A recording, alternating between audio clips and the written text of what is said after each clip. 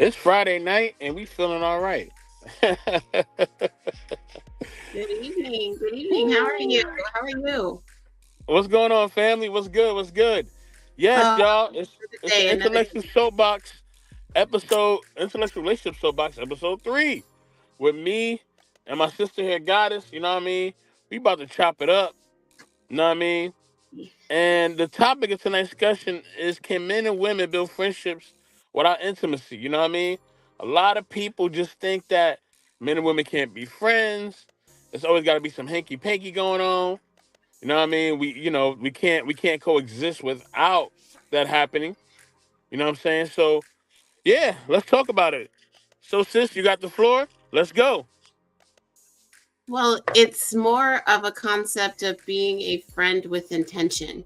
So you meet somebody, and of course, we have that initial attraction to them, right? Like that primal, oh my gosh, I want to be with this person. Are we able to take that and place that to the side and actually get to know the person?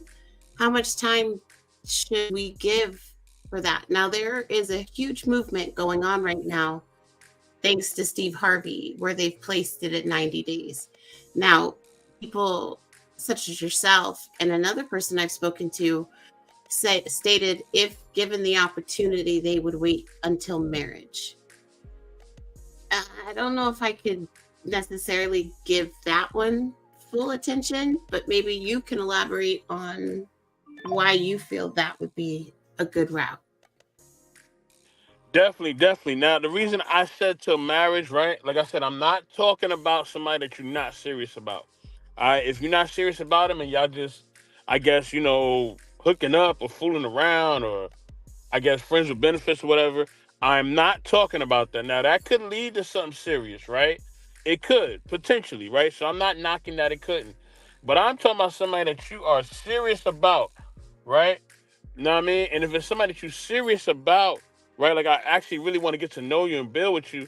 Yeah, I want to wait till you know what I mean, till the nuptials and all that go down.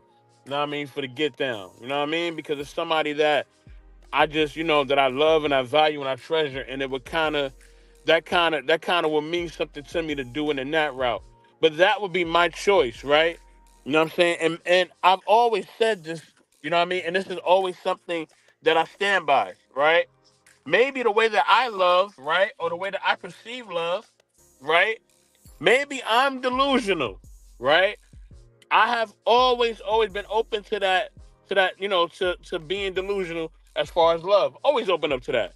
Right? I've never sat back and said, well, my way is the only way, and I think that's the best way. No. I've always been open to the fact that I may be wrong, right?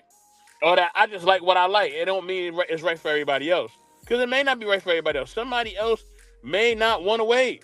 You know what I mean? They may, like you said, they may do the Steve Harvey thing. After 90 days, it's going down. Like officially.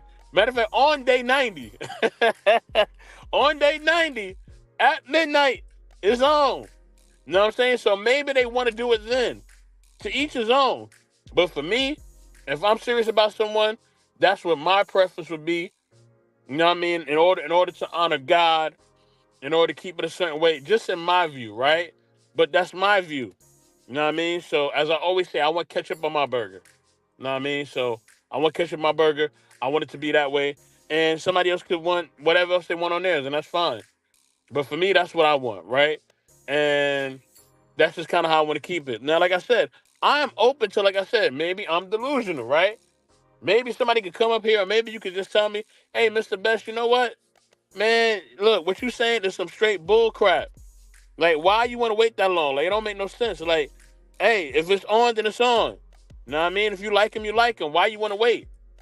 You know what I mean? But I want to wait just based on the fact that I really care about this person. I just want the bedroom to me in my eyes to be pure and all that. So, yeah, that's just my thoughts. Like I said, and maybe I'm delusional based on that, right? I'm willing to be, or maybe I'm wrong, right? So yeah, that's my thoughts on it. So those on the defense of the argument would state, what if you wait that long and on the night of your wedding you find out that you are not sexually attracted to this person? Now you are legally wed to them and unpleased. What if that That were to happen in that situation? that's the risk that I'm taking, right? See what I'm saying? That's the risk that I'm taking. You know what I mean? Now, that'd be messed up. Man, I'll be messed up. That would be a hurting feeling. Like, damn, man, we not compatible in the bedroom. Like, shit. You know what I mean? That'd be effed up. I would feel away. It would hurt my feelings. It would hurt my heart, as I like to say in the streets, right? It would hurt me. But it may be something that needs to happen. Got my man Dark Lake in the building. Let me let him up. Dark Lake, what up, baby? You know what I'm What's good, saying? guys? Happy holidays. How y'all doing? Happy holidays. Good But yeah, I evening. mean, How are that's the you? risk I'm willing to take, guys. I'm willing to live with the decisions that I make.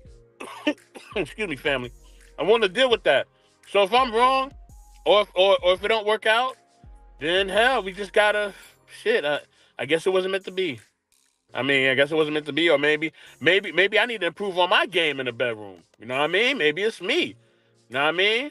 Maybe I need to learn something new. You know what I mean? At almost 40 years old, but hell, I could may not be. I may be as Leslie Jones says. Some of these brothers don't know how to get it in, right? So I could be one of them brothers and not know it. I mean, I don't think I am, but shit, maybe I might be. Dark Lake, go ahead and talk, man. I'm here. So, hey, thank you for having me on, man. I can't stay long. I just thought it was an interesting topic and conversation. The topic is, can men and women build friendships without intimacy? And wait, are you saying that you agree with that? Like, you think that, like, you want to build a friendship before intimacy? Is that what you're saying? I'm saying that if there's a woman that I'm actually serious about, I want to wait till the nuptials. You know what I'm saying? You know what I mean? But it's like I said, somebody I'm serious about. If I'm not serious about you, then I don't really care. But or I'm just not gonna deal You with mean you on like that type of before level. sex, right? Yeah, basically, yes, sir. So, in theory, right, like pertaining to past times, I feel like there's nothing wrong with that, right? The only little issue that I have is not with you personally or anything like that, or your personal decision. We all have to do what makes us happy or what we think is right. You feel me? But the little like problem with that is that there used to be unspoken rules between men and women. Those don't exist anymore, right? And what I mean is like reciprocation, right? And women have gotten to a point, not all, but like I would say a majority of modern women have gotten to a point today where they're taking advantage of the unspoken rules not existing anymore. So the issue is, you want to be a woman's friend, you want to get to know her, and you want to make sure it's right before the intercourse happens. But before that happens, as a man, you are providing that woman, even in a friendship, with like you're providing that woman with things that she won't be able to reciprocate. That's the problem. Like you'll What you be mean by doing that, Dark things Lake? like you'll be doing things for her, because it don't matter if we're intimate or friends with a woman. Like by virtue of you just being a man, walking down the street with her, bro, is giving her protection. Damn. Okay? You just standing there. She's actually more protected than she would be if you weren't her friend standing next to her in whatever public place, whatever. There is a value that men provide to women by virtue of our presence being dominant, just by virtue of us being a man when we go anywhere. And then you'll be like doing things for her, which is fine. But see, the unspoken rule was that when a man provides those things, then a woman reciprocates for what the man wants. But a lot of women, like, unfortunately, know that there's men like you who do have morals, who do want to honor God and honor them and want to do it the right way and get to know them and make sure that it's not some smash and dash type shit. So what they will do is they will manipulate you in that, right?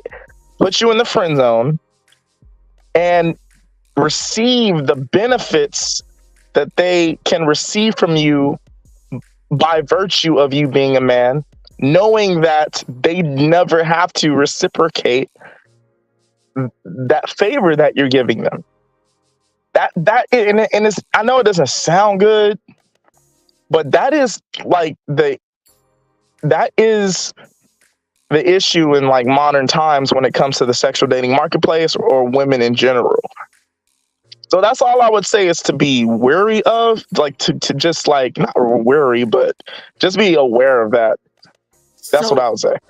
I think the only caveat that I would add to that is it's friends with intention. So basically, you have committed to them already. However, you are giving it time to ensure that, you're giving it time to get to know them before you physically get to know them. So it's walking the same path of traditional values, which is what a lot of people are asking. If you want a traditional mindset, that means sex has to go away because there was a matter of propriety in a traditional home. A woman was not supposed to expose herself just readily to any man that was willing to take her out on a date. So this puts it back on that path in a modern market. So you are my man. However, we are not going to put the pressures of a relationship here until we make sure we're compatible in a friendship, because we want to build a foundation. And see, the thing is that what you're saying, right? It sounds sweet, right? But like when it comes to like families being built, nuclear families, that what you're saying really wasn't the way it went down for generations pertaining to men and women getting together.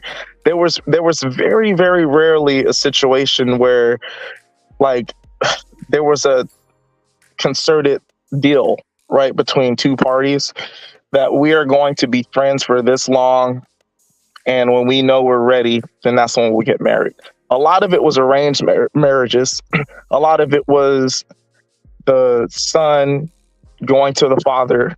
Listen, I think that your daughter is a viable match. I like her personality. I think she's beautiful, and I have this to offer. I'm starting this business with my family, and then the father would agree, and then give the daughter to the son. I mean the son, the guy. So, like what you're saying, like I don't disagree with. It is it's traditional in the sense where it's two people making a decision to court before getting into a serious situation. The only problem is there's like 12 Mr. Best in the Worlds that are doing that for one woman. So instead of just having that thought process that you just shared, Goddess, what they're doing is they are reaping the benefits and resources from those 12 men, and then fucking the man who they're actually attracted to. And that guy who they're actually attracted to doesn't have to do all of the great things that the 12 men are doing, but she's still receiving the benefits from those 12 men. Okay, that is what's happening in 2023 leading on to 2024. And women aren't fooling anyone anymore with that. And that's all I'm telling Mr. Best in the world. I don't think he's wrong. I want to challenge you. I want to challenge you because we're taking a positive concept and placing a negative what if on it. Now, I respect that there are a lot of women who would manipulate and abuse this concept. However, that's not the context in which we're sharing the conversation. We're asking typically, how long do you feel you would wait until you had sex when you first met somebody? Now, there is a lot of men that are requesting more time because they are no longer willing to step into the provider role unless they know that the woman is, as you stated, willing to reciprocate it. However, there are many that are willing to just wait, like Mr. Best, until marriage. This is a big movement. So it's not just because it's new doesn't mean that there's not some weight here. And not all women would utilize it in that capacity. Again, the variable added to this is you are in a committed space. So you both know you guys have intention on possibly getting to marriage. However, you're taking a bit of time in the beginning to take away the pressures that typically cripple a new relationship, because we have expectations, we have different love languages, there's different traumas, there's all these things that we can communicate and get to know prior to getting intimate. Because once we get intimate is when the true complications can begin. I get that, right? And I agree with you when you said that not all women will utilize this concept in a manipulative way. I don't think all women are the same. I just think most of them are the same. So that's the only warning that I'm giving to Mr. Best in the World. I think he should do what he's trying to do. But you know, Mr. Best in the World, I think that if you're trying to do that, what we're talking about, you got to get out there as soon as possible. Because it was a hypothetical as it related to him. Right. Hypothetically, if a person were to make the decision that Mr. Best in the World wants to make, hypothetically, they have to get into the dating market as fast as possible to increase the probability of them finding the type of woman that would not utilize this concept in a manipulative way. You recognize that puts an unfair anxiety on men, right? It's like, oh my gosh, I got to rush out there to hurry up and get a woman. It's not necessarily. No. That's not what it is. First of all, when it comes to anxieties, there's already a burden of performance on men that's not on women, right? Like a woman could be in a particular position socioeconomic wise, and a man can be in that exact same position. But the woman can still participate in the dating market, get laid, have relationships, whatever. The man can't, because there's a burden of performance on that man. So when it comes to anxiety, women don't even understand half a fraction of that anxiety when it comes to. Now, the only thing that's comparable to that is when women feel like the clock is ticking, right? Like, yeah, that's a lot of anxiety and stress that women undergo. I understand that. But I just feel like there is I always caution men, you can't speak for a woman. So please, let's be courteous in the sense that you have no idea what anxiety a woman brings to a new relationship. It may not be the same, but there is still anxiety there. And it does. I never said that. I just want to express this point. It does feel that there is an unnecessary pressure being applied that you need to be this particular way because women are always going to do this.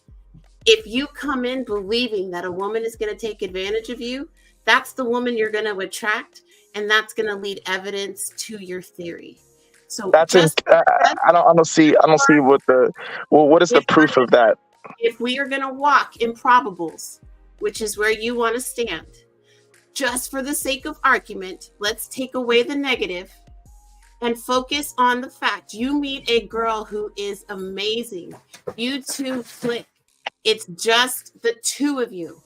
You guys have said this is what we want, okay? You trust her, okay? Just for the sake of this argument, without negative connotation, how long are you willing to wait before you become intimate with this perfect woman? Yeah, so let's just say, okay, I understand. For the sake of the argument, I'll have it. No one's perfect, but for the sake of the argument, I'll go along with what you're saying. I'm just a little different from Mr. Best in the World. For me, that's the marker that he's using for sex, I use for marriage. I'm definitely having sex before that. But like, I don't think there's anything wrong with Mr. Best in the World's idea or his goal. I think is actually cool, right? Because sometimes like the getting to know a person phase is enjoyable. It's cool. It's like for me, that's like the greatest experience, getting to know a woman. And the sex is like the cherry on top of the cake, essentially, right? But like, no pun intended. But yeah, so that's what I'm saying, is that you would have to vet, you would have to be in the dating market to vet the women, right? Who are the type of women that you just spoke of. And you can't do that if you're not out there actively dating and attempting. Not, you don't have to be dating multiple people or anything. You just have to be out there attempting to find her, right? If you're not, then it decreases your probability of finding her, because there's not a lot of her out there, in my opinion. There's a lot of women who will do the opposite. That's all I'm saying. So when you look at the probabilities of things, right, it's not looking at it negatively. It's ensuring that men have the best chance for whatever their desire is with a woman. And that's exactly how men think, pragmatically. And that's how you have to approach everything when you're a man. You might not have to do that when you might not have to approach everything like that when you're a woman. But when you're a man, you have to approach everything like that.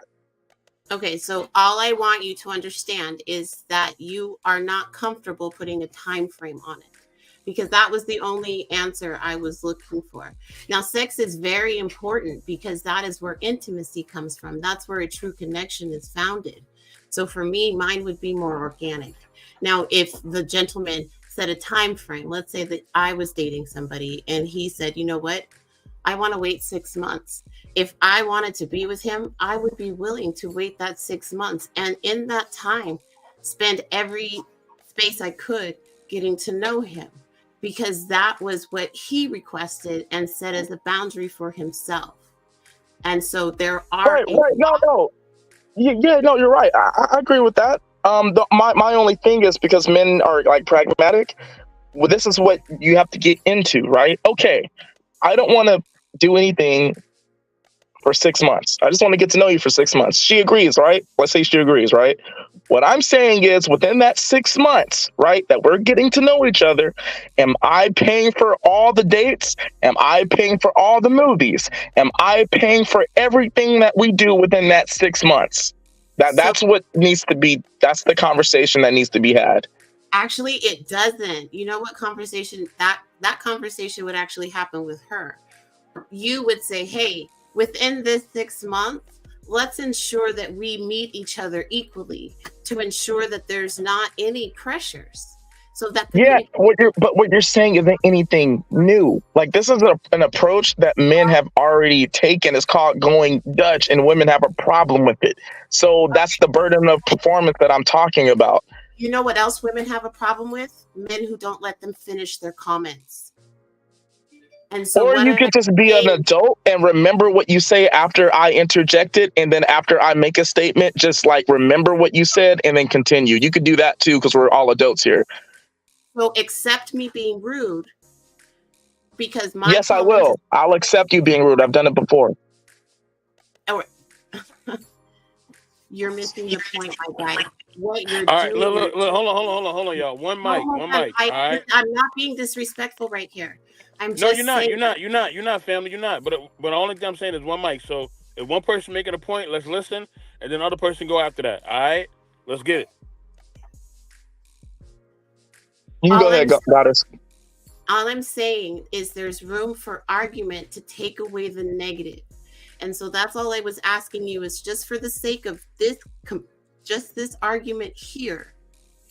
What is the time frame you would want to wait before you were intimate? Not as long as Mr. Best, until marriage. What would you feel comfortable with? So for me, I like things organic, right? I meet the right woman. It might be 3 weeks. It might be 3 months. It could be 6 months, pertaining to whatever events happens, right? Like, and if I adopt Mr. Best in the World's idea, I could adopt that idea. If I come across the woman who is like, who I feel has the type of character to deserve that type of treatment, right?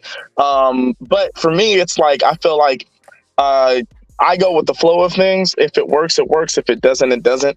So I could meet a woman like like tomorrow, and then the day after tomorrow we could click, and then we're hooking up. Like that's what or I could meet a woman and she could show me certain things about her personality or her goals or character, whatever. Like there was a girl that I met who was a movie buff just like me. I'm like a cinephile, right? I thought that was interesting. She had very interesting like takes on different like art house like films that I like, right? And I didn't think about sleeping with her for like a month. It was just cool to meet up with her and just like chat about movies and shit, right? I did hook up with her, but it wasn't like a thing where like, I was physically attracted to her, but I found her more like her vantage point of like artistically inclined things was interesting enough for me to not have sex be the forefront of like why I'm meeting up with her. Right now, that's not for every woman. Some women, the forefront thought is sex, right? But that's not always the case. And just because that's not the case doesn't mean I'm still not interested, right? So it just depends on the type of woman it is and whatever circumstances we met under, or whatever we have in common, right? For me, there is no bullet point of like, this is the time frame and of friendship, and this is the time frame of courting, and this is the time frame of sex. And I don't think like that. And I can actually agree with that. I do believe that it should be organic, because it could happen. You can go with the mindset that you have this time frame, and then you get close to them and that is completely taken away. You don't have as much control when you feel you do. So I do want that to happen organically. It means more that way for me. All I'm saying is that, like, with this idea, it's a good idea. It's what actually should have always been, right? But I'm saying, and I'm not being negative when I say this, it just, for men who want to do this righteous thing, because it is righteous, for men who want to do it, they just have to be aware. And Mr. Best in the World, I hope you don't think I'm discouraging you, because I'm not really trying to do that. I'm just saying, I think that we just have to be aware that there are women who are going to take advantage of that scenario, and you just have to get out there and do your best to start meeting women so that you could filter through the ones that would advantage. You feel me? That's all. That's the only point I'm making. Does that make sense? No, I totally understand, family, and I'm not discouraged at all, because I ain't got to deal with that. But I said, if I had to be back out there, I'm definitely, you know what I mean, I'm definitely only dealing with women who go to church, man. That's it. If she don't go to church, you know what I mean, it ain't going down. Like, I'm just not gonna do it. It's too much of a headache. I ain't got time for it. I'm almost 40. Like, my mindset is different. I'm good. You know what I mean? I'm not dealing with no one who does not have the same standards that I have. I'm cool. I don't have the patience for it. Now, if this was maybe 10, 15 years ago, I was still kind of in my 20s, a little early 30s, then yeah, I could probably still do it. But now I'm good. I do not have the patience. Simon, what's going on, man? Before I get to Simon, I'm gonna let Dark Lake say what he got to say. Then I'm gonna get to you, Simon. Go ahead, Simon. Go ahead, Dark Lake. If you want to say something from what I said. Yeah, no, I just want to say, no, I agree with everything you just said. You gotta watch out for the chicks in the church too, bro. Just to keep honest, but that's me, of course. But the thing is that I think there's like what happened between me and Goddess right just now. There is like men communicate differently, and men and women communicate in different ways, and it's not a good or bad thing, or a good or worse thing. It's just a different thing. And a lot of times when a man projects the way that men think, I feel like there's some sort of miscommunication that happens. The way that I was projecting the thought is exactly how men have to think. Like, we have to think that way. You know what I'm saying? Like, if we don't, then there are like dire consequences for us not making pragmatic decisions. And so And when a man conveys that message to a woman in thought, then they think it's negative, but it's actually just realistic. And the interesting thing is, women want men who are not as emotional or has more control of their faculties and can think pragmatically that way to ensure that they can garner resources and be responsible. And the way that I'm talking is exactly it's like exactly the thought process that a man who has the potential to do that or is doing that is doing. Like, you know what I mean? Like, that's what I'm saying. I think I noticed that in all these conversations. I'm sorry. Go ahead, Simon. How you doing? Yeah, man, I get what you're saying. It's a point of survival, and I understand your mentality. You know what I mean? I don't completely automatically agree with completely simultaneously or unanimously with it. By the way, but I understand why you're making that point. Simon, it's on you, brother. Go ahead. Yo, salute, man. Salute to the panel. Shout out, man, intellectual. Can you hear me? Yeah. I got a question Yes, for Dark yes, Lake, sir. right? So I mean, what's this dire situation like? So are you saying men are in a dire situation right now, women? Is that what you're saying? Men are in a dire situation in general. And All right. because Can you we give me some context? Because I ain't, so I'm trying to understand. well, this is what I mean, right? There's a burden of performance on men, Simon, right? I'm listening, brother. We live in a different type of reality than women do. Men live in a reality where if you don't get this, you won't have that. That is the reality that men live in. Women All right, so what's don't this? live in that reality. You don't think it's polar opposite? You don't think it's the same thing? You don't think, like, I mean, why it baffles me somewhat is because it's like, why would you get with a woman in the first place if you're not getting something out of them? But that's the thing, right? Because that was the unspoken rule that I was talking to Mr. Best in the World about earlier, right? The thing about it is, it used to be a time when if a man was chivalrous, if a man courted a woman, right, and got to know her and like they were friends or whatever,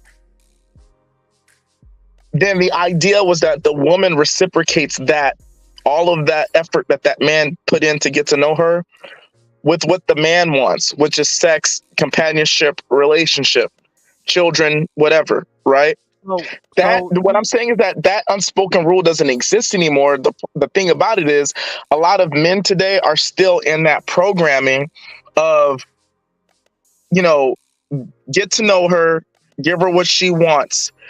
And what's happening is, since a lot of men are still in that programming, there's multiple men doing that for one woman.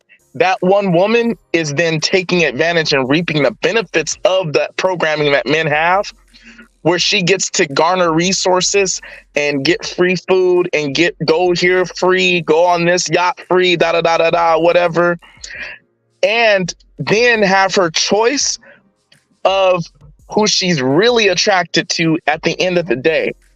And so essentially you have those men who are just wanting to be friends at first, with the expectation to get a return on their investment of all the resources that they had spent during the process of them being friends with her. And women, and all I'm saying is that a lot of women are taking advantage of that scenario. That's what I'm saying. Like, of course, a person would never go into something where they're not going to benefit at all. But pertaining to the unspoken rule that used to exist, that doesn't anymore, men are thinking that women are on that same program. And then women know that men are thinking they're on that same program when they're not. So it's easy for those women to manipulate those dudes. I mean, that's why we have a thing called the friend zone. That term exists for a reason. Now, again, I apologize, Simon. right. I'm gonna chill, Just but I'm just really quick. I think that there's some confusion here because you're confusing friend zone with a friend with intention. Those are two different concepts. However, I just want to get clarification. So you're stating that a woman will abuse the situation. So it's impossible for a woman to actually genuinely be interested in the man and not his pocketbook to reap what you feel is what did you call it, a resource. No. I'm not saying no. Obviously, there's women who will purposely manipulate the whole friend situation, but I'm not saying every woman will purposely manipulate it. What I'm saying is that even if yes, I believe that there's women who can genuinely just be a dude's friend. They can value that guy's friendship and not want to reap any resources or anything. What I was telling Mr. Best in the World earlier is that even if that's the case, the man is providing her with more utility than she's providing him in that friendship. So there's not much that, like, other than emotional things of the heart, right? Where a man could be moved by a friendship he has with a woman. Women can't provide much utility to that man who they're friends with. But in the inverse, men provide a lot of utility to that woman that they're friends with. As in that friendship, the woman is getting more out of the man than the man is getting out of the woman.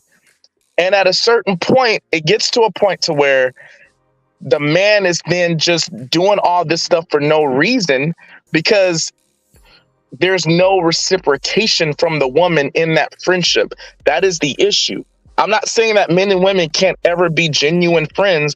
I'm saying that when you juxtaposition it to the dating market, it is an issue, which is why the friend zone term was created. all right. I mean, if I can ask you a question, Dark Lake, Yeah. the reciprocation, right, is based on what exactly? Because if you make a black and white comparison, then no one's getting nowhere. Everything's about transaction, right? If I want your services, then I'm going to pay you to do something I can't do.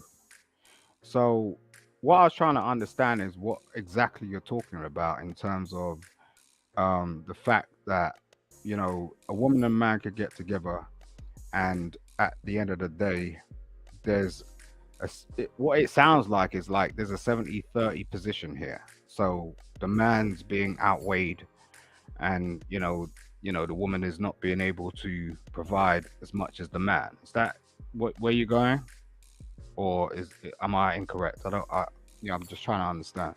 That's essentially what I'm saying, is that, like, in a friendship between, there's nothing wrong with, people being friends, but I'm saying that I'll give you an example of what I mean, because I see this stuff every day, man. Simon, I was somewhere, and I think I was in a movie theater parking lot, and I was with a couple of my homies, right? And we just finished watching the movie. We're all heading to the car, and I see this dude, like, changing this chick's tire, right? And then she walks over to the side and is on the phone with her friend, and I overhear her conversation. And she's like, "Oh yeah, this guy who likes me, but he's always gonna be my friend. I just have him like help me out with stuff like this when I need it." You know what I'm saying? But she was like boasting that like he's always gonna be her friend, but she could still get him to like come and change her tire anytime she wanted to, or put on a spare tire. Like, that's what I'm talking about. Like, right. So we provide utility to women in friendships, but they don't. Look, Dark Lake, I'm just saying, I love you, brother. I do. But, are we sort of basing this on commentary based on what we see on videos or what we see in life? Or are we basing this on, our actual experiences with real people? Because there's a difference. There's a real difference. Like, and then to sort of go, compare it to the rest of the world, I think that's where people can get a bit twisted. because I ain't look. I'll change a lady's tire. I don't mind. I don't mind doing that. Of course, even especially for a friend, right? Yeah, of course. So what's your Right. reason? But listen, can that female friend change your tire, bro? Why would I want her to do that, bro? Exactly. You don't expect her to do that because she's a No, but woman. yeah, but dog, That is what they're no, but taking advantage of. That's what I'm talking about. bro. Listen for a second, right? I won't expect her to do that, but I'll expect her to do other things which I Okay. can't do, or I won't Like wanna what? do. Like what, Simon? If you can give me an example. Like caress me in the middle of the damn night, nigga. What's up? Like, No. This is your friend. No. Remember, this is your friend. yeah, I don't need to fuck my friend. Well, what do you mean caress you in the middle of the night then? Just ensure that I'm good. You get what I'm saying? Like sometimes you just need someone to talk to. And if I got to change her tire to do that, it don't mean I have to do it, but I'm just doing it because I'm trying to be her friend. You get what I mean? It's not. It doesn't need to be so deep. That's what I'm saying. Because I've had friends and I've got friends. You know, I'll go around their house and I'll iron their children's clothes because they're messy. It's not their fault necessarily. It's just the way they're made up. But as men, we need to understand that women are just not like, they go through stuff and, that's our job. That's how I see it anyway. Like whether it's a friend or someone I'm personally involved with, I ain't going to get it twisted like that.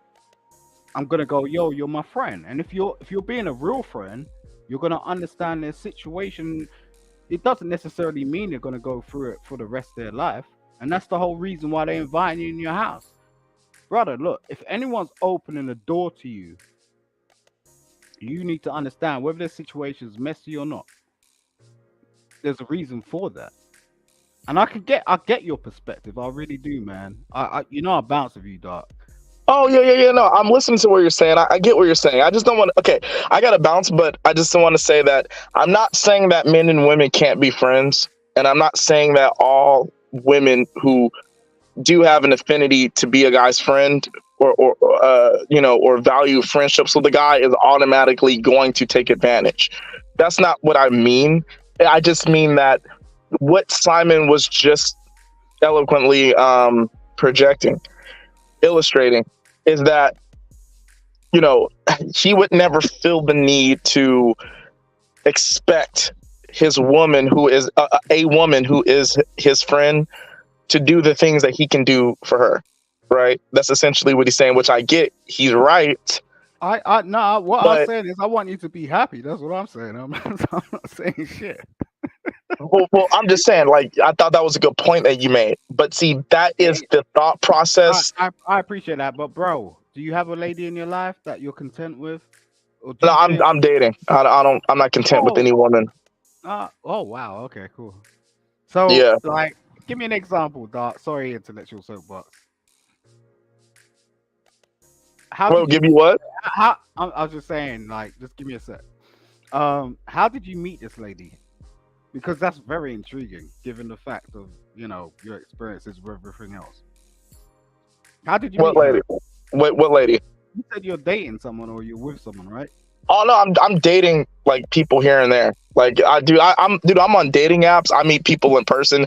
I be just walking up to chicks in grocery stores, Starbucks, whatever. I got a date tomorrow. So. Right. So the date tomorrow, right? What's that all about? Are you focused on that shit? No, I'm just gonna go and taking her to the Festival of Lights in Riverside, downtown Riverside. Just gonna walk around, talk. Seriously dating? You're not seriously dating. You're just seeing how it goes. Do you? I will only seriously date after I meet the person, and I'm like, how can you if you're not focused? Like, because what you're saying is like you're wavy, right? You're like, I'm just asking. You don't need to say shit to me. Like, I'm not dating with intention. No, but I am dating. All right, that's good, man. All right, do you guys mind if I chime in real quick? No. Yeah, bro. Okay, first and foremost, gotta pay my respects to the intellectual soapbox and everybody else that's on the panel and in the chat as well too. Hello, everybody. Happy holidays. I'm on the road. Thank you, man. Appreciate it. Darling, I just want to come out right real quick before you go and just say like you're absolutely right.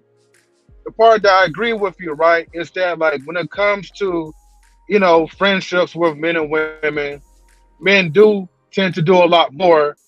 And if you ask someone, okay, what can the friendship with a woman kind of contribute to a man's life, or what would the man actually want from the friendship from the woman feel like a fair, even trade?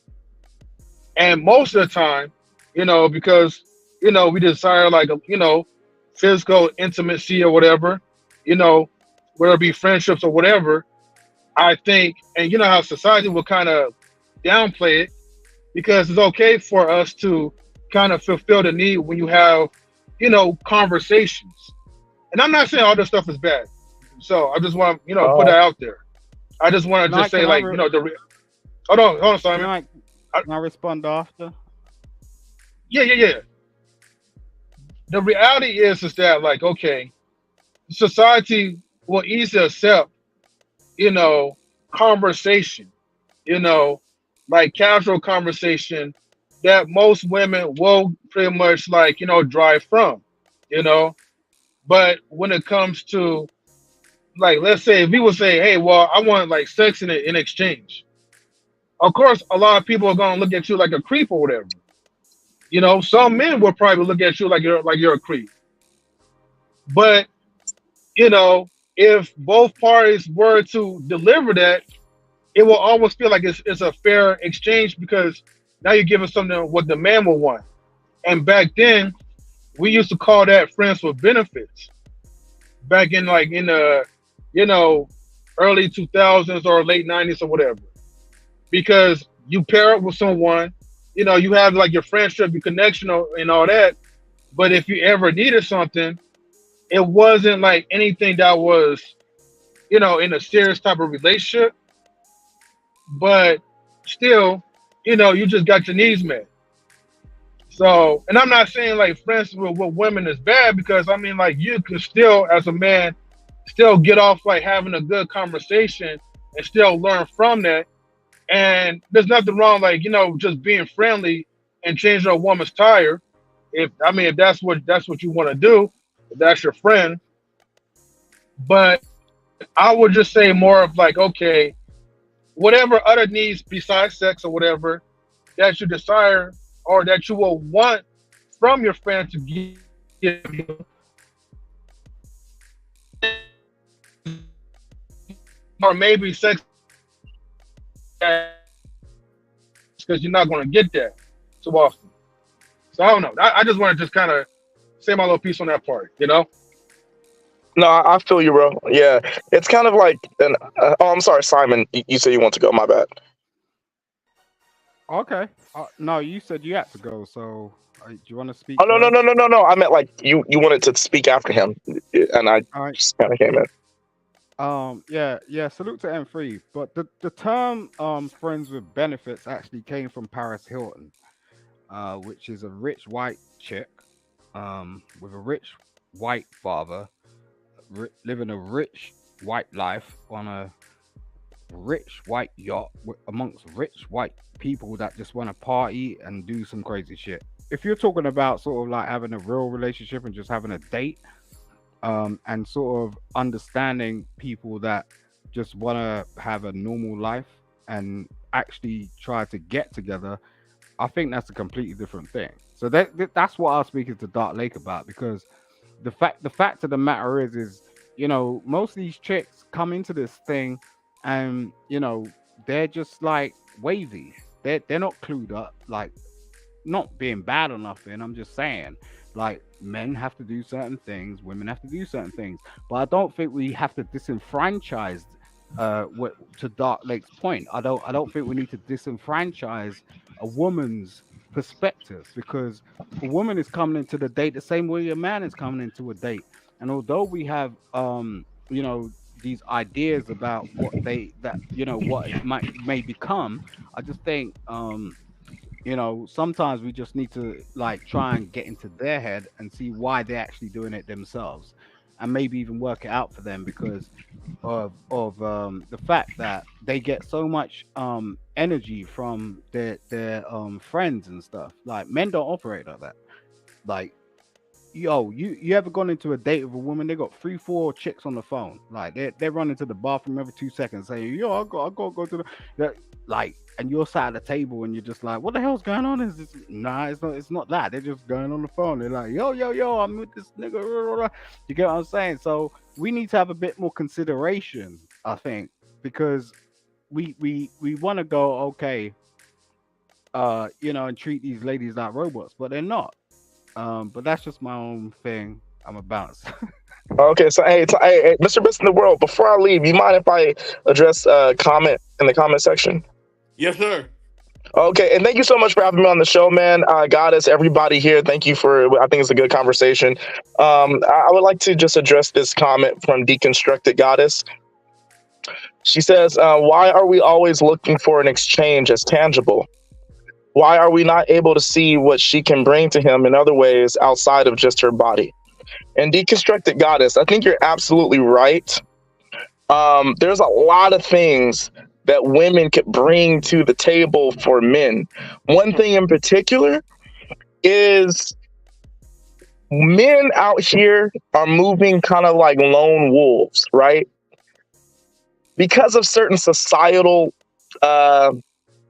norms, men are lone wolves in society. So women are the more social group, the more social demographic. They're more communal than men are.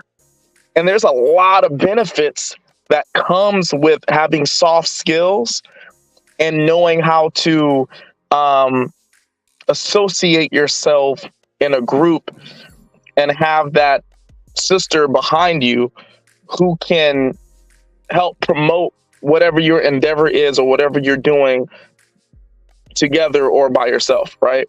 So that is kind of like a skill that a lot of men lack because the way that society treats men for being like a possible like physical threat. So some men like lack that ability. The problem is women don't want to provide that for men that they're not sleeping with. That's the problem. They want to provide that type of skill that women have of being more social, right? There's two groups of people, men they're sleeping with and the sisterhood. They will commune with another woman real quick. They will, condole and console and support. And, you can see it everywhere. It is strife everywhere. You have a black man who makes an Instagram, right? It takes him forever to get just past 1,000 subscribers. You have a woman who makes an Instagram on the same day, right? Not only does she have the whole sex sells in her favor, but she also has a whole like demographic of all women who will just support her just because, oh, we need to support this woman. And in the same time that black man got 1,000 followers on Instagram, she got like 40,000. Okay. Yo, are you jealous of that? Women. What I'm saying is this: women, right? They have a very powerful skill, social skill that they could provide to men when you're talking about why are we not able to see what she can bring to him in other ways. Men can see what women can bring to us in other ways other than their body. It's just that women reserve what they can provide to those men other than their body for two groups: men they're actually sleeping with and the sisterhood, other women in society. So if we understand this, then what is a guy to do other than to think of it as a tangible exchange? I do this, you let me fuck. That is the scenario. That is the scenario that women have created. So it's not men's fault that we're adapting to that. I can tell you what to do. I can tell you what to do.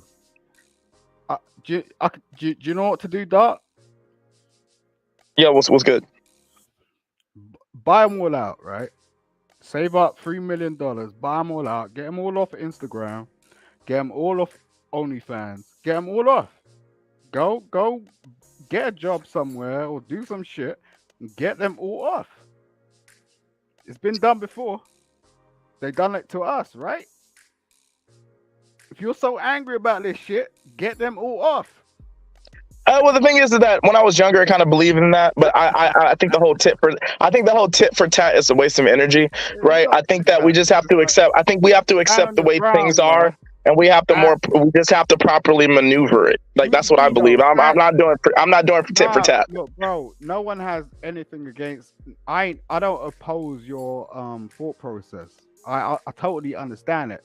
Well, if you're gonna do something, do it. Stand on your ground, and you could talk about it all day long, but if you really want to do it, go out there and do it. Buy them all out. And I'm sure they'll be welcoming that shit. Go on all of their accounts and offer them 100, 500, 1K, whatever. And I'm sure they'll go. And then you'll be happy, right? I don't think Then that's what? the point. No. That's the listen. I do think you understand what I've been saying here, Simon, but that's not my vibe, bro. I'm not just gonna participate in like the whole prostitution thing that's happening. That's something I won't do.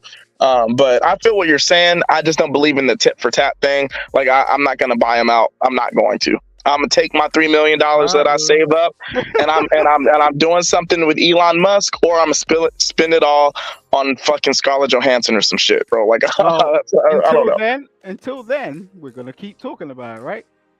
I guess so. Yep. I love you, bro, man. You're good, I love man. you too, Simon. always- Hey, thank you for having me on the show. I gotta It's bounce Dark out, Lake bro. revived. All right, peace out, Simon. Everybody, happy holidays, Merry Christmas. See you. Yeah. Hey, happy holidays to you, brother. Thanks.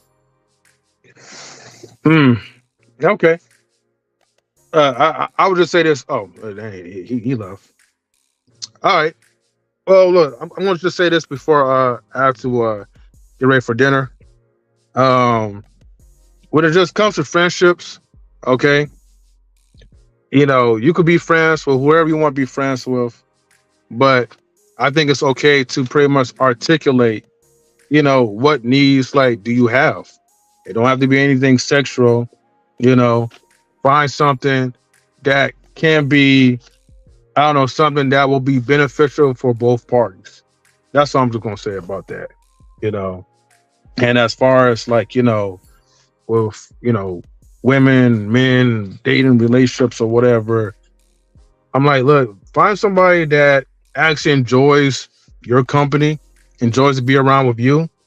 And if they don't want to give their time for you, there's going to be another woman that will give their time for you. Vice versa. Same thing. If you're chasing after a dude that is not going to respect you as a woman, I mean, you're better off, to have a peace of mind, find the type of dude that's going to be worth your time. That's all I'm going to say. But thank you guys for, having me on here. Yes, sir. Yes, sir. All right, man. Peace out. All right, 3. All right, Beth. All right. So, Goddess, that was an interesting exchange that people interesting soliloquy that we had. Yeah, I think we need to do a part 2 because we definitely went way off the mountain from where we started. I mean, we only an hour in, so what I mean? I'm just saying, like the reason I'm discouraged by that is because there's no power given to the man, and there's an incredible disservice done to the woman. If you are in a space where you have and hold an intellectual conversation and say, hey, these are my expectations, these are my boundaries, let's shoot for this time frame, you can, within that time, find out about each other. It's not about who's buying dinners. Okay, so let's add another variable. What if there's distance? What if they are a surgeon and work 12-hour shifts? What if there's all of these parameters that we're not taking into consideration? And it's a little troublesome that we always get into this space, it's almost religiously, in which we're pointing the finger at the woman as being the reason why relationships are not working. There's no ownership. You know, we are all responsible. You, as Mr. Best, hold just as much responsibility in all of your past relationships as the woman did. And yet, when you share your story, hypothetically, you're always going to point to what she did to disappoint you, yet you'll never share what you did to disappoint her. Whereas, like, let's say that you meet somebody where they say, hey, this reason, as a female, who says, I'm the reason that a relationship didn't work in the past because I was immature and I was not ready to receive that man as my man. That's not a conversation that most men hear from a woman. However, I do feel that those are conversations that need to be had.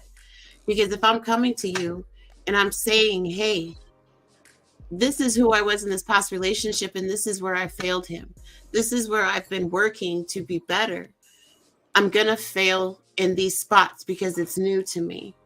Please be patient with me. Now, it doesn't have to be as direct as that, but you know, we are setting the man up to fail if I don't let him know that there's something that I'm processing. Just the same as if the man stays stoic, how am I as a woman ever going to know when it's okay to be his safe space? Because he's not giving me permission to be there.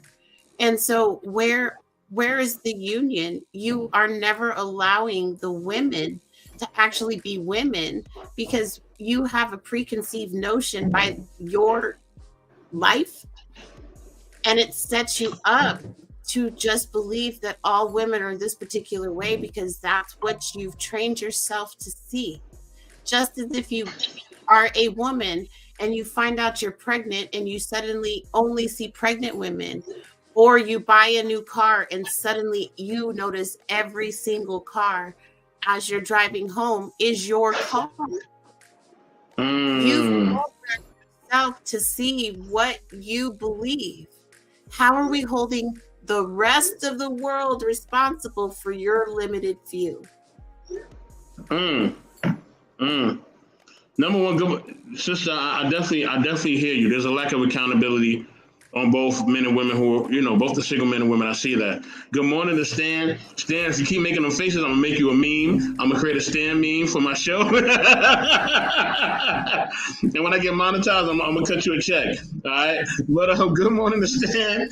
My brother Stan, man. He knows I love you. Love you, Stan, man. You know what I mean? And you see the question, man, can men and women be friends with intentions without intimacy? You know what I'm saying? Go ahead and build on. You can just build on what the sister just said or whatever you want to build on. We here. I have a lot of deep concerns with the sister, what she said, and it's okay, right? Because everybody have their own perspective.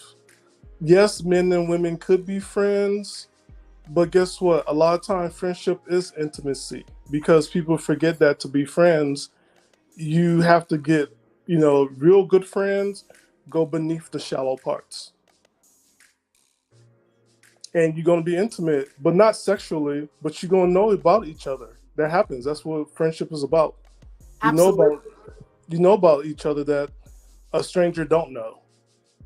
Absolutely. I do believe that there needs to be more spiritual intimacy.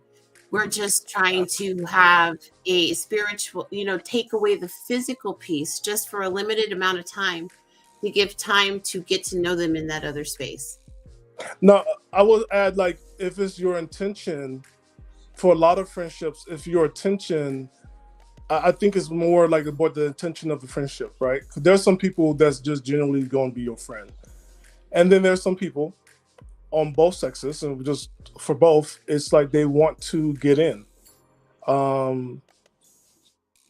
Either sexually, marriage, relationship, that's the end goal. So some people, the friendship is really not a friendship. It is an end goal. And I'll give an example that for me growing up, I had to learn this the hard way. I thought she was a friend. I got invited to her birthday party but I brought a girl as a date. I mean, because I didn't know we've been friends. We've been friends for 5 years. I had no, she seen me date, whatever. I thought, she treat men like she just pops them out like pills. Like it's just that's who she is. I just brought this girl I was interested in so she could meet my other friends at the birthday party. And basically what it looked like at that birthday party when we had dinner, I looked like Archie. One was Betty, the other one was Veronica. But I didn't know. Hey, that's what's up, Sam. Let's go, baby. No, but that was not my intention. That wasn't my intention because I was bringing this girl with me because I want her to meet my friends. Because we're all friends. It's a friend group. I didn't know that this particular friend actually had a crush on me, but I just did not know. She was hoping that I'll fall in love and that's it. But if you know me, once I'm your friend, I mean, that's it. I date strangers. That's my thing. If I'm going towards an intimate relationship like that, sexually and everything else, and a little bit deeper than just basic friends, it has to go there. I just don't want to. I haven't been able to mix a long-term friendship into a romantic relationship. I'm just not that guy. And I have to face the facts. I've gone to therapy. It's just something I just can't do. Or the right woman hasn't been around yet to make that happen. Right? So the concept itself is called friends with intention. So say again? It's called friends with intention. So I meet you and I'm really attracted to you and I want to spend a future with you. I'm saying, let's just say, let's wait a month before we get physical and let's just get to know each other in that month. And we know that our goal is to be in a relationship at the end of that month. So we have an intent to be in a relationship. So that is the concept that we're using here. I agree with you. And it seems like, I think for me, the difficulty comes in because everything starts in the 20s. And we never talk about our 20s and our 30s, like how messy it is, because we all could agree on something and the contract changes, but we don't talk to the other person about it. So we internalize the contract and we change the contract, but we don't let them know that we changed the contract. And it does become messy. And that's a situation that took place for me because I met the young lady in my 20s. And it's like, we were all out there in our 20s and we're all friends. Like I never gave, an inkling that I was interested in her whatsoever. I met her boyfriends and everything else. Like she's a friend. So to hear like she had feelings and emotions, the part I took responsibility on, like, okay, what part I played into it, I just stay stable. And a lot of stuff, I would say this is difficult because a lot of us as men, the stuff that we do, we don't see it as a responsibility. We just see it as a duty, right? Being responsible, taking care of your friends, that might turn somebody on later on, but you still got to be yourself because as men, this is how we're trained, right? To provide and protect. And provision does not mean to always pay for stuff, but to provide like, hey, I could go ahead, pick you up from the airport, take you to the airport because you're my friend, you're in my friends group. And a lot of times we don't see that as men.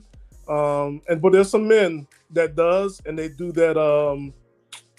What's that vocabulary you used to have? 84, Mr. Best in the World, worming. Okay. Some men are good at worming, and I have to there are some men that's great at worming, and it can happen. So friendships and go into a relationship it's not for the weak. Now, if you don't mind, would you mind if I gave you a goddess vantage, just kind of view on the situation? Sure. Now, when she invited you to the party, it should have been communicated at that point that her intentions were more than they were. However, there's also accountability on your part to just assume that it was okay to bring somebody. So in common, you would just say, hey, do you mind if I bring a date? Because you would have been able to then pick up on the cues. So that's where we have that ability to have discernment. because we don't really think about anybody else, because we always think of self, right? That's what we're conditioned to think, what makes us happy. And we forget that we can still be inconsiderate in that, because we No, that's a difficult one. And you know why? Because again, because we've been friends for like half a decade, and we've never done one-on-one like that. Like we've been friends. We always, it's a friends group, right? It's hard to, like, why would I ask you that? Because you've always had dates. You've always had different men around, right? Not saying she was out, again, this is our 20s. Like we can do all that stuff because we're in our 20s, right? So I couldn't even fathom to think like that, because she always had different guys or like her lock 'em in that was always around. So I would never think about asking her that, because she was never alone. She always had a man around her. You know Oh what yeah, I'm saying? So I definitely am not judging you by your past. no, I'm no, just, no, no, no, no, no. I'm just talking about the setup, right? Because I couldn't ask her that question because right. she's always had guys. Like it's not saying like she was going around. Like I don't want no man doing no, you know what I'm saying, the colorful pills. It was Right. she's supposed to do what It's she's more- doing. She's in her 20s, and you're supposed to go out and date. In your 20s and 30s, you got to explore, because there's a lot of people out here, and you go. I'm sorry, and you go around and you explore. I just need to press Right. this button real quick, but It's more of a reflective case study on how men and women can better communicate with each other. Just because you just provided a really good example. So yeah. I definitely don't know the variables of the dynamic of the relationship. I'm just using that as a premise to the concept that we're using right now. Yeah, I agree with you. But it's where, what I'm saying, like it's hard for men to read it, because unless a woman says, and I quote, right, like, "Hey, I would like it if you escort me to my party," then I'm like, "Oh, okay, Right. this is a date." Unless she say that, I don't want to presume. I'll say this: we don't look at, and we're not honest about where we're at right now, right? We've been in the post-feminist era for like half a century. So for us as men, you learn not to press on women so they don't feel comfortable. So I don't feel comfortable like, okay, we're gonna be date, we're going, right? Or I don't want to assume, because then I'm gonna be like that guy and like, oh, he was never a friend. I don't feel safe around him. So there's a lot of stuff that goes in that we are like, okay, do I say this? Do I do that? And a lot of times, unless a woman go ahead and say like, hey, I will like it if you escort me from my party. Are you seeing anyone? Then I'll like, oh, okay. And then we could plan it out, and then we could talk about it afterwards. So that way it'll make it easier. But what I've learned, and I'm gonna go put on the therapist hat, right? I can't read people's minds. I only can go by what you've given me. And that right there negates responsibilities on both parties, because honestly, if I see you move this way and you see me move that way, we cannot have assumptions for each other when neither one of us have communicated. If anything, you gotta sit down, take that loss, and then talk about it later. So I definitely would hold the woman as accountable. No, I don't want anybody to be accountable. I don't want anyone to be accountable. Unfortunately, that's just a reality in the situation, because there was not an effective amount of communication. Again, not to your personal situation, just the situation itself. So if I am interested in somebody, it is my responsibility to let them know, because then that gives them the opportunity to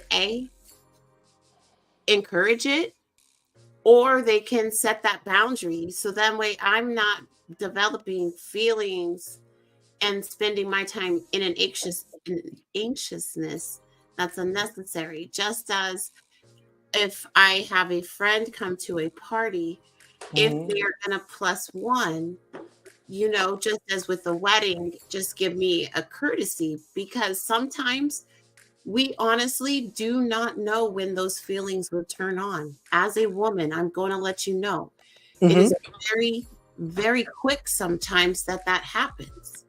Mm. It can we can not see you at 12 o'clock, and then at 12:30 you were the sexiest man we've ever met in our whole entire lives.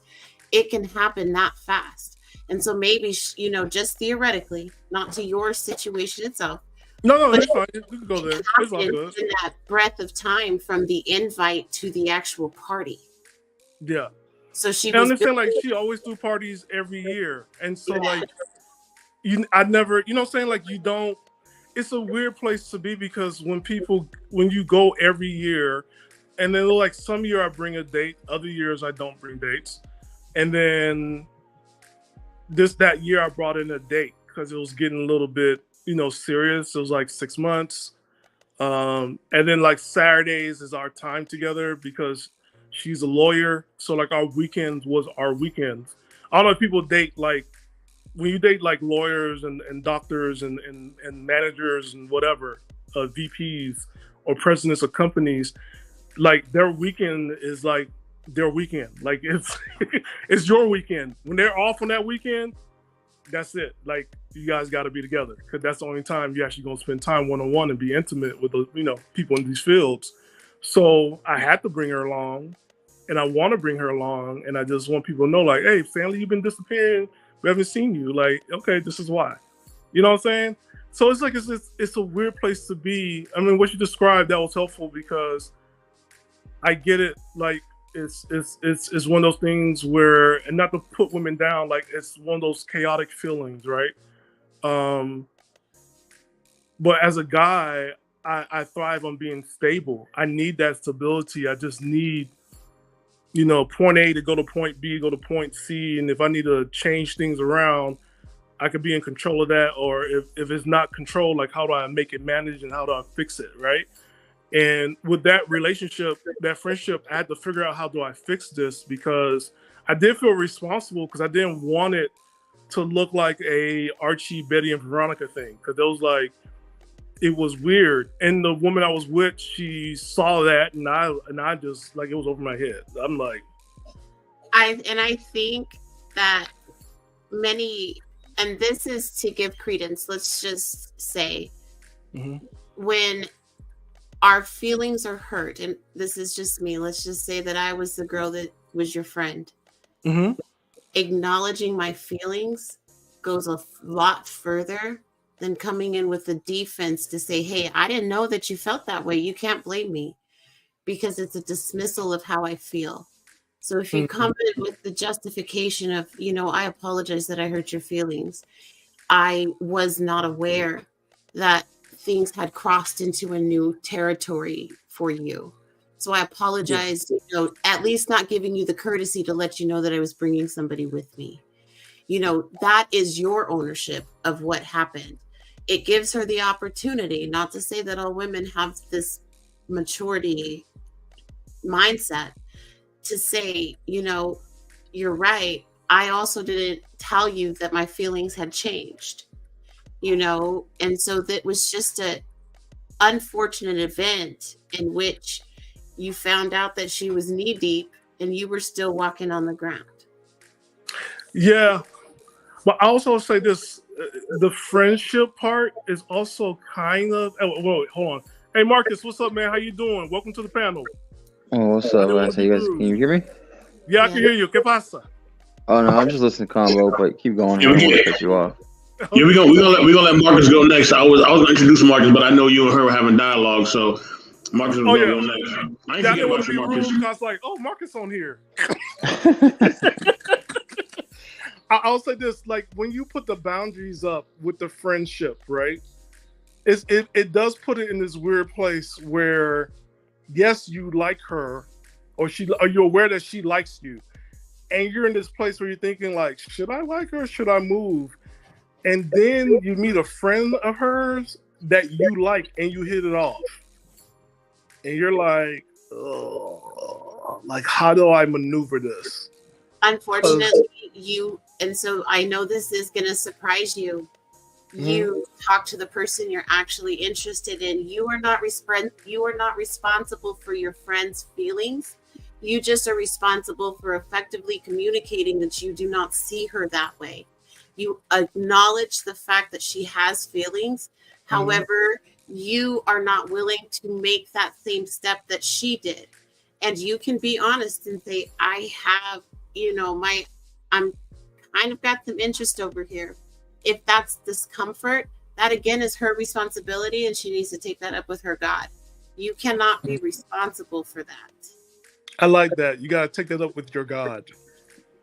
I'm gonna make that a t-shirt. Take that up with your God. It's above me now.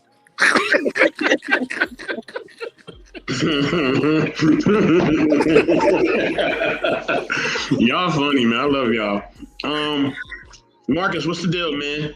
You know what I'm saying? Share your perspective, brother. You know what the topic is.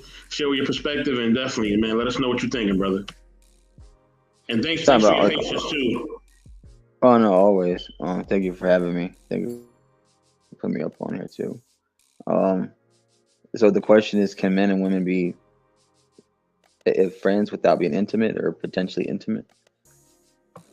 Can they be friends with intentions? Like they basically are friends. They want to be together. They want to get with each other. But can they be friends with intentions without actually getting it on? You feel me? I think that's tough because if they even have that thought in the first place, then is it really an intention without being intimate? It is tough. It's a mixed bag. Like there's people that can be. I think most of the time that people settle without being intimate, though, even though they probably wanted to, or they wanted to see something go further, but they'll probably put themselves or get put in the friend zone. So it's closer to be to them than opposed to being away from them. Because even Stan said it himself. He's like, I needed somebody, or I wanted to have something like that, if I'm not mistaken. If that's what Stan said. But before you need somebody, you got to make sure that you're good yourself. You got to self-reflect in the mirror, and you got to fix whatever you got to fix. Because you can't be putting your own stuff and your own issues too much on somebody else. Because who knows what they're going through, or who knows if they can actually take it or handle it. And that goes for both ways, men and women. So can they be friends with intentions without intimacy? Oh, that's a mixed bag. I say most of the time no, but few in between I think can, if you're being honest.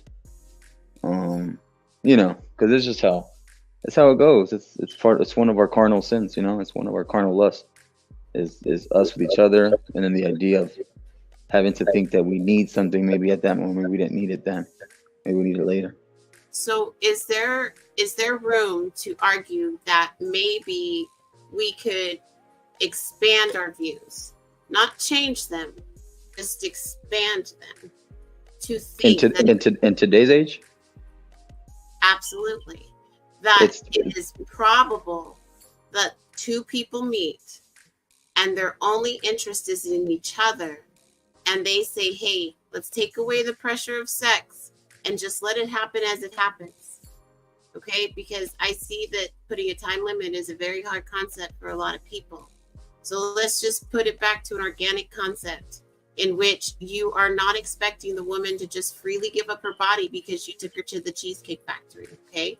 So we're sharing a milkshake. We've got 2 straws, and we are just bopping on the jukebox is playing, and we are just getting to know each other. Is it probable for us to set an intention because our goal is to get married, but right now in this window, I don't want your penis in me? Is it possible to feel that way? No. I can see that.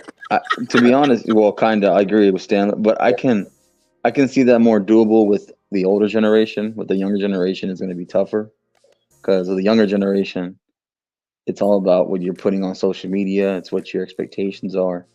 I'm not saying that older people don't have expectations, but I think with older generations, they have more of a standard in how they were raised, as opposed to younger generations have more of that expectation, that lust and that jump into it real quick. Like it's like trying to throw a hot dog down a hallway. But man, Marcus, the old generation were freaks.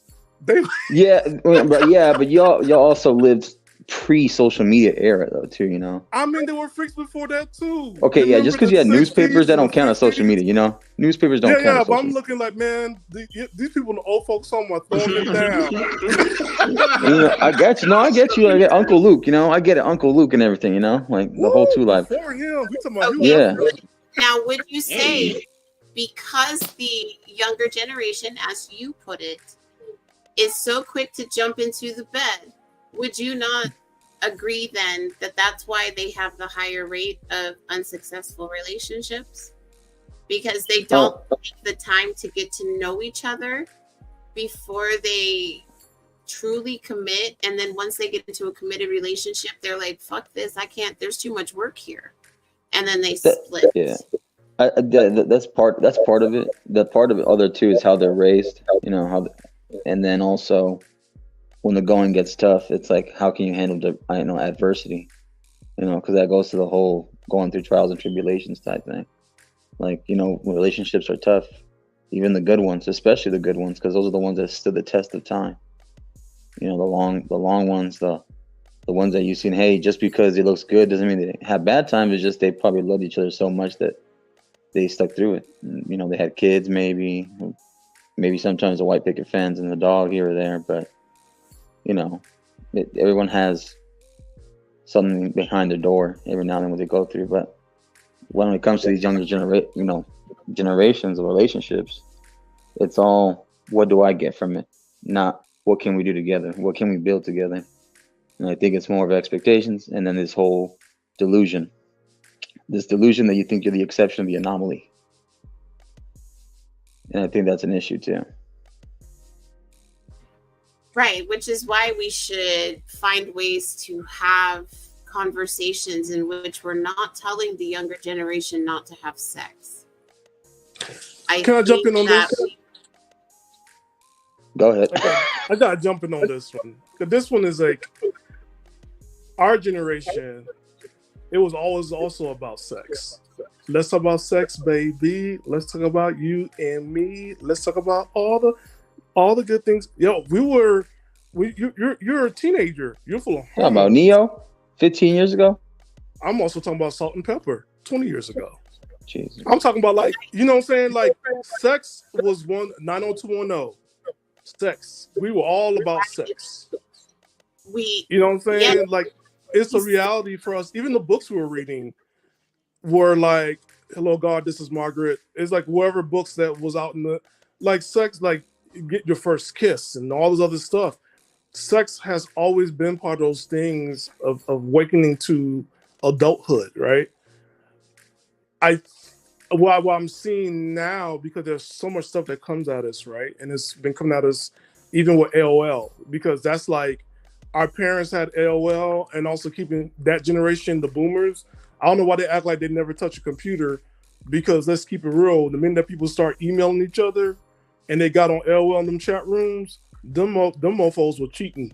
They were flying everywhere with Frontier and cheaptickets.com, going out to see each other and hooking up. So they ain't innocent. They've been part of this stuff too. So Sally Jesse Raphael, Oprah, I mean, they were freaks. They were not innocent. Respectfully, what I was going to say is our older generation also had a lot of media that was telling us it was bad. So it didn't matter what we saw on TV. We also saw the negative to it as well. This is your brain. This is your brain on drugs. Any questions? Tobacco, tumor-causing, teeth-staining, smelly, puking habit. Just say no. But that was PSAs, right? However, that's what I'm saying. I'm we don't have that now. We All don't. right, so we don't have PSAs because we also gone to politically correctness, right? Because then we like, you don't want to trigger people, you don't want to bash people, you don't want to pass judgment. PSAs was straight, deliberate, universal, and yes, we probably need to go back to that, right? I think where we're at now, you kind of let everything out of Pandora box out and you can't put it back in. We do have to be a little bit more smarter and crafty, and we can get there and showcase it again and make it more relatable, as opposed to a message of saying don't. But also, I don't want us to romanticize a past that was not really that weren't. What's what I'm looking for? That was just as freaky as us, or even more so. So I don't want us to romanticize past that wasn't real. That's all I'm just saying. Like to look in the I past and just, think it was all perfect, and I'm like, no, they did some stuff back then. that's not what I was saying at all. No, I'm not saying what you're saying, but it was something that Marcus was saying, and then I just want us to like keep that in mind. That's all. We were given the chance to be more able to have discernment when we were younger. We took that ability away from the kids. We have drilled into them that this is bad, this is bad, this is bad, not realizing as humans we are naturally defiant. So we've put up all these parameters, they're going to jump the walls. Why don't we take down the walls? And then when we take down the walls, what are the expectations then? The expectations are a full, honest conversation. Hey, do you know that if this man sticks his thing inside of you, it can cause you to get bumps on your lady bits that you will never get rid of? Let's be vulgar within the tent. We are so afraid. Oh my gosh, protect the feelings. Respectfully, fuck your feelings. I cannot be responsible for your feelings. It is my responsibility as a human being to ensure everybody is given the proper information. However, we have now conditioned ourselves to be unable to give this information because it might upset Becky or it might upset Tyrone. And then we got to worry about the people who may not understand it because we used a big word. Fuck all that. We are overcomplicating our life. I agree, and that's what I was saying. It's we have to. Well, I mentioned the past.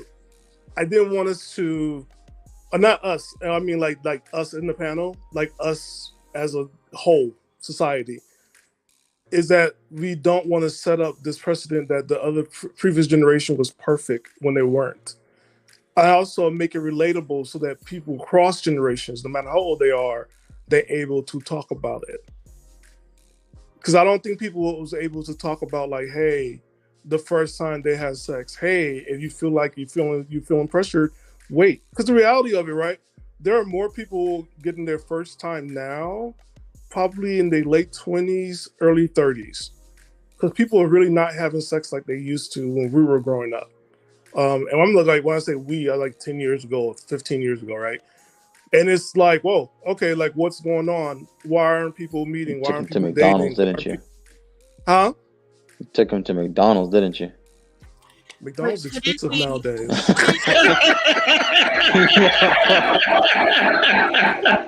Y'all keep on dogging McDonald's, but keep in mind, because of McDonald's, Cuba is now free.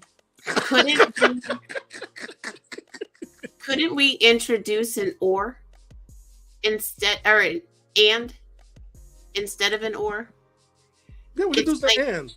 You know, unfortunately, I can be extremely modest and overtly sexual. That is not something that Doesn't that go back to a lady in the streets and a freak in the sheets? Hold on, I'm saying it is very probable for us to be two different aspects of our personality at the same time. We limit ourselves. So is it not possible for me to be modest and overtly sexual? Because my modesty is extended outward, not inward. So I could be as freaky as I want to with the man that I've selected. However, the public doesn't need to know about it. Outward facing, I'm modest. Why do we limit ourselves? Even in this conversation, it's limiting because it's like we are not able to see that a man is much more than a provider because this is what society has said. And a woman is really not much more than an emotional helpmate. So where is the duality? We by nature are dualistic. Where is the duality in self? Well, there's a book, I think for the men to read, is to check out. It's called The Warrior, The Magician, and the healer, and it shows like the stages for men. It's a good book. It's a good read. Ain't that Chronicles of Narnia? No. This is a more. He's talking about the Lion, the Witch, and the Wardrobe. I'm messing with him. Oh, Yeah. yeah, that one. Well, I won't go there. That's a different type. Are you Aslan? Are you Aslan in this book? No, but in the seriousness of it, right? It shows that for men, right? It's like, yes, you could be the lover, but you're also like King David. He was a warrior, he was a lover, and he was also a king later on.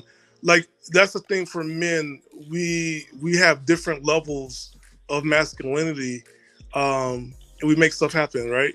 But the thing about it, like when media comes in, the media have a little too much to say right now about our lives. And I'm agreeing with the co-host because I don't know your name. I'm sorry, ma'am. What's your name? I think she stepped away for a bit. Oh, okay. Oh. So like what she's mentioning, I think, yeah, she's right. Because we don't see duality and we don't give people permission. And I hate that we have to give people permission. But I think when we internalize stuff about people, we don't give people permission, and we don't think like the other thing, like, hey, you see somebody and you quickly judge, but spin that around and think like, hey, like maybe this person is going through this because of that. But we don't do that. We just think a solid, like, this person is a jerk, they hate people, and that's it. That happens with me a lot. Man. Salute to Fish. Ramadan, thank you, sister, for coming through. Also, salute to my new subscriber, Loving Me Raw and Uncut. Salute to you, family. I'm glad that you came through. Thank you for subbing, and thank you for coming through and definitely being a part of the panel. As y'all know, the link is pinned in the chat. Anybody's free to come up and share their perspective or share how they feel about the topic. You know what I mean? Or just to share something, period. You know, we always are open for sharing. We do want you to stay on topic. That would be nice. But if you just want to come up and say a little something, you can as well. You know what I mean? Introduce yourself. You feel me? But I'm going to ask this question, right? You know what I mean? And since my brothers is up here, I can ask this question. I sometimes feel, right, that maybe sometimes, right? Sometimes I think this, right? I'm not saying this, right? And I'm not saying that this should happen. But sometimes I feel like maybe, you know, if it's a quality man, right? A quality man, not just a regular man, but a quality man, brother who working hard, got a career, you know what I'm saying, doing what he got to do, and he ain't got no priors, he ain't on no drugs, no liquor, none of that. He works out, you know what I'm saying? You know, he may have his own car, own home, or he may rent a place or rent a room or whatever. You know what I mean? But he is a working, stable-bodied man, right? He may be going to school, too, for a little something, right? Maybe going to school for a career, something like that. Sometimes I feel like women should be fighting over these men. You know what I mean? I feel that a little bit sometimes. Like, yo, if this is a quality brother, why not fight over him? You know what I mean? Why not it be the survival of the fittest out here when it comes to the quality men? And maybe vice versa, right? Maybe for the quality women, maybe the men should duke it out too, right? You know what I mean? We know we got a bunch of ratchets out here, a bunch of women are just kind of being out here doing whatever they're doing. And now you have a quality woman, right? You know what I mean? She's going to church, she takes care of her mama. You know what I mean? She drives, you know, a RAV4. She going to TSU. She may have a job on the side. You know what I mean? She's not sleeping around. She want to wait till marriage to be intimate. Should men be fighting over this type of woman, right? She looks good. She has great hygiene, great attitude. She can cook. You know what I mean? Like, should we be fighting over this woman? You know what I mean? Like, this out here. Mr. Best, does she also have a cleaner reputation? Yes. Okay. Here's the thing, us men, I'm going to say this. Men and women, we are not the same, number one, right? And by this, I'm going to give an example. Here we go. Yes, enjoy the ride, Marcus. We're going to take him there, all right? I'll do the first punch, you come over the crossover. I understand what's coming through. Let's go. We are men. We do not care. You are a gorgeous woman. We are coming for you. Done. We don't have all that stuff. We are simple. You can date, all of us could date a woman that we found attractive, good quality, everything, working at Home Depot. And I'm not going to call Mr. Best in the World and say, man, I can't believe this chick gonna talk to me. Who she thinks she is approaching me, coming at me from Home Depot? Don't she know who I am? I've got like 6 degrees. I'm not gonna call Marcus and tell him, yo, this broad gonna sit down trying to holler at me. I don't know where she come from, and not coming, and she not sitting at no sections, and she ain't sending me no bottles. We are not shallow. Sorry, ladies, I gotta call it out. We're not shallow. Oh, he We said the see a bottles. woman, she's attractive, and guess what? Then after that, we have a conversation. We're like, okay, I can holler at this. I could. Then we spend time together. Hold on, And we're like, you know what? hold on, Stan. Hold on. Okay, you can't tell me your standards right now, the age that we are now, right? You know what I mean? We in our late 30s, early 40s, right? Your standards now are not the same when you was 23, when you was 25. Come on, Stan. Let's clarify. When I was 25. When I was 25. Yes, sir. No. When I was 25, no, I'm at the Cougar Ball. Lord have mercy. Why that I'm even getting happen? paid. I'm getting paid. Whenever He was looking for a sugar mama. Okay. Play And, for those me and McFlurries Marcus and was those the same freaking boat. Happy Meals. Pay for You the know what I'm McFlurries and Happy Meals. saying? No Happy Meals, man. I was going to Cheesecake Factory, getting my burgers there. Oh, here we go. I got the bougie box. He got the strawberry New York cheesecake, Mr. Best. You know? That's when Cheesecake Factory was lit too. It's still lit to me, but that's when it was real lit. Oh, it still is. And look, women, we already know y'all look up here saying y'all don't go no Cheesecake Factory. We all know that's a lie. Like, stop it. It's like one woman saying and everybody else saying it. Stop. I digress. So look, in your 30s and your 40s, yes, it's different. However, the fact of the matter is this: when you find a woman that brings peace and she's cool and she lets you lead, for real though, like, it's okay. You know, men are different. We're like, okay, you know what? She's not working at an industry 500 job, but you know what? I like her, whatever, blah blah. And I'm working. I got my what's that thing? Got my bonus. I got my cola. Is able to support 4 people.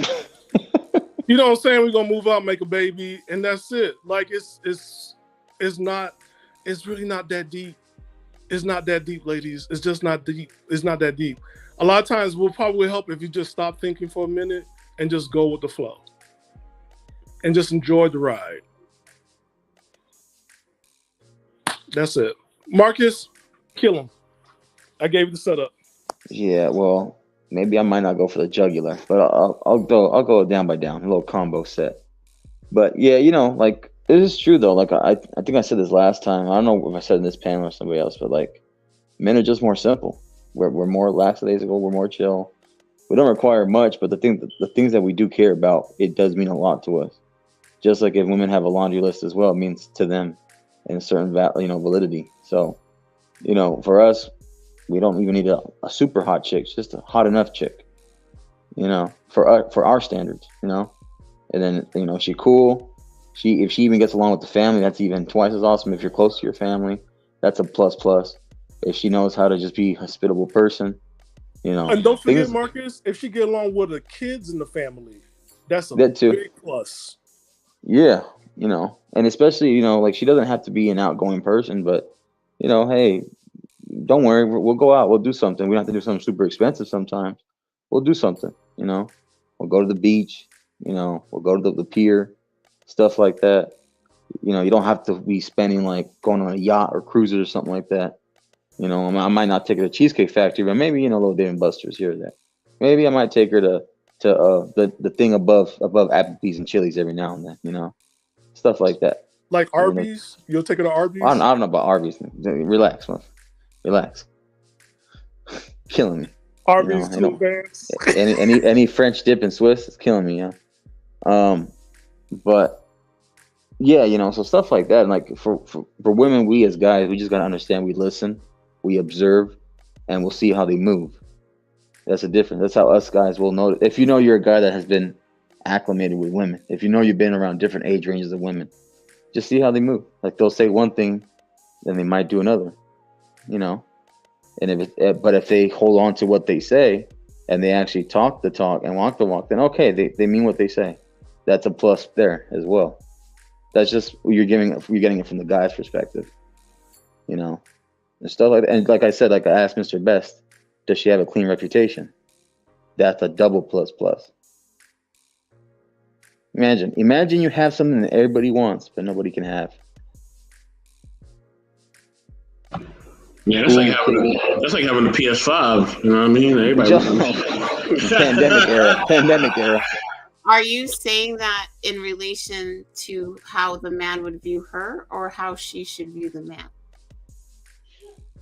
No, well, we're just going down the rabbit hole with the man's perspective, and then we were going to ask you, you know, because you're the woman on the panel. What's your name, by the way?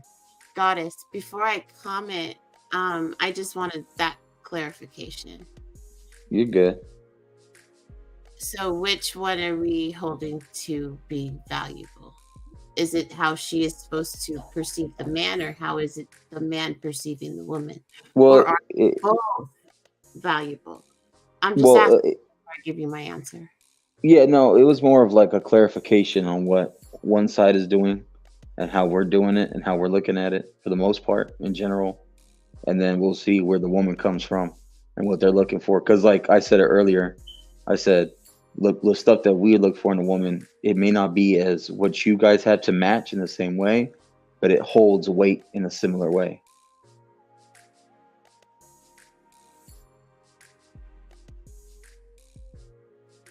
I'm a little confused, but so you're saying so basically a woman's reputation, how she moves, you know, us guys, like what we like in a woman. Does she have a clean reputation? Does she carry herself well? She doesn't have to be the hottest woman in the room, but she has to be attractive in our eyes, in our standards enough. Does she take well with our families? Is she a woman that maybe isn't like, you know, too demanding? I apologize. I apologize for interrupting. I just bear with me. You know, I just want to ensure for clarification, of course. What you're saying is it's okay for a man to see a woman in superficial light. However, a woman is automatically supposed to look at a man as a provider and a house builder, because everything you listed was something that had no true weight. It gave no presence to her character. It gave no presence to her ability to fall in line and give you the authority as the man. It only fell in line of how she made you feel looking at her, or how others would perceive her. So I just wanted to make sure I had a better understanding, sir. Women are superficially looked at by a man based off of how you just phrased it. And a woman needs to be the damsel in distress and respect you and recognize you as God's gift. No, that's not what he said. Right there. I paraphrased. My apologies. But no, that's kind of the concept you just gave me, my guy. No, it's look, if you pay attention a little bit on how I said a clean reputation. A reputation is it correlates to your character, how you carry yourself. You know, that's always an important thing. So, like, based off of another perception, which would not be yours.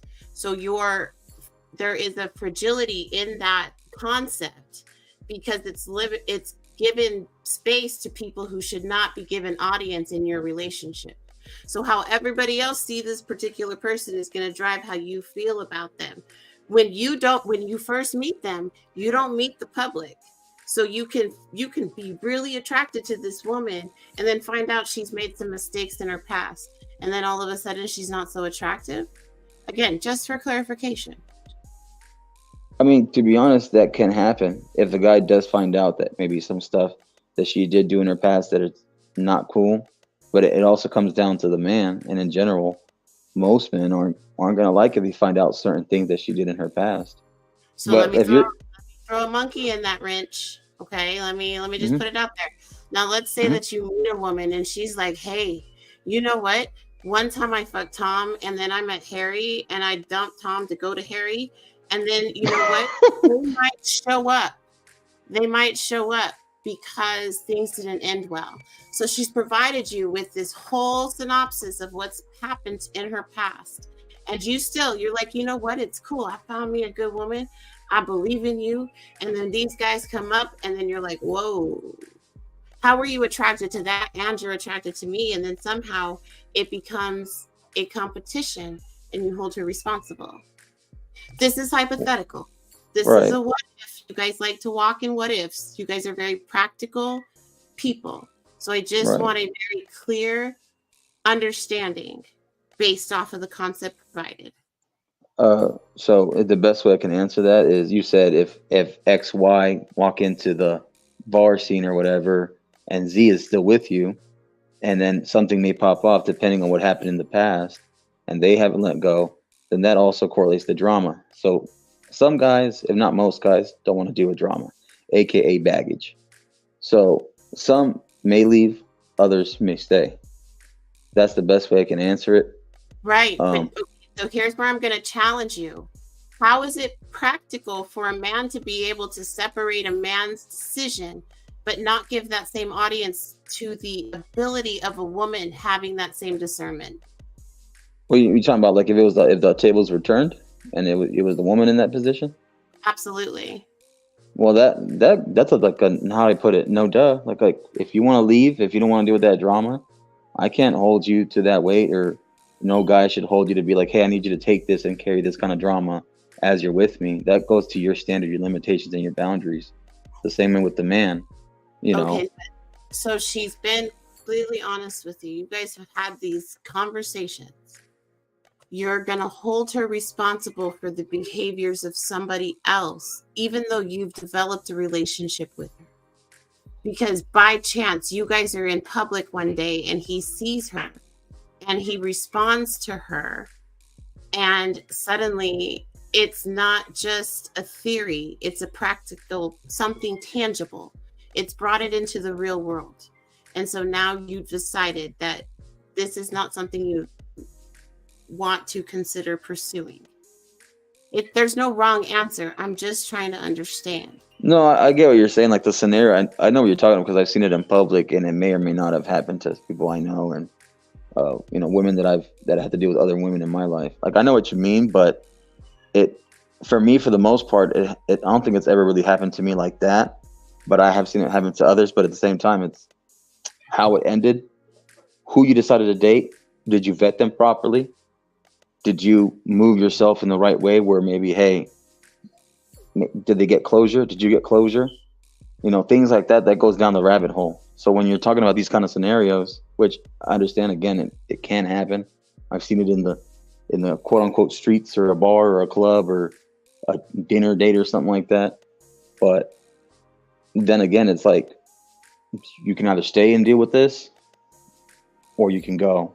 So for the most part, I think most guys, they don't want to deal with it. Most women, I don't know if they want to deal with it. I would hopefully assume that maybe they don't want to deal with the drama. But then again, who knows? Toxic people like toxic stuff. Who knows? But that's just the best way that I can answer it. Now, if you're saying that, hey, if men are so quick to leave, like the way the scenario, maybe that a woman won't, or maybe a man will shame a woman more, that just goes more to the principles, values, and the morals of that guy. Maybe that's what their limitation and boundary is. That's the best way I can, answer yours and from my perspective. And I want to jump in because I was part of that. If that's all right with you, Goddess. Because I had some concerns in how. I absolutely don't mind because it's turned into one perspective. So I appreciate the perspective. So please continue. I just wanted it concerning because it's kind of like what's important for us. You kind of downplayed it and you said it wasn't character building. And it's like, whoa, then we just talk about stuff like perspective, like everybody have their own perspective. And for us, when we, I know you had to go off for a second, but when we were talking and answering the question with Mr. Best in the World, it was like qualities that's important for us as men that we look for in women. And But you see how then that disqualifies me from the conversation because I I hear can't. But then I'm trying to give a different perspective because I happen to know many men that don't share any of the viewpoints that you gentlemen are sharing on the panel. So what I'm presenting to you guys is coming through the voice of a woman. However, it's not my viewpoint. This is a man's viewpoint coming to you guys, but you're not willing to But accept God it. is. But you right now, you're not accepting our viewpoints. So it doesn't matter about other people's viewpoints. Hold on. It's not important. I don't care about other guys' viewpoints. I don't even care about other people's viewpoints. If it's something that's important to me and I don't see it, it's okay for me to leave. We just talked about that.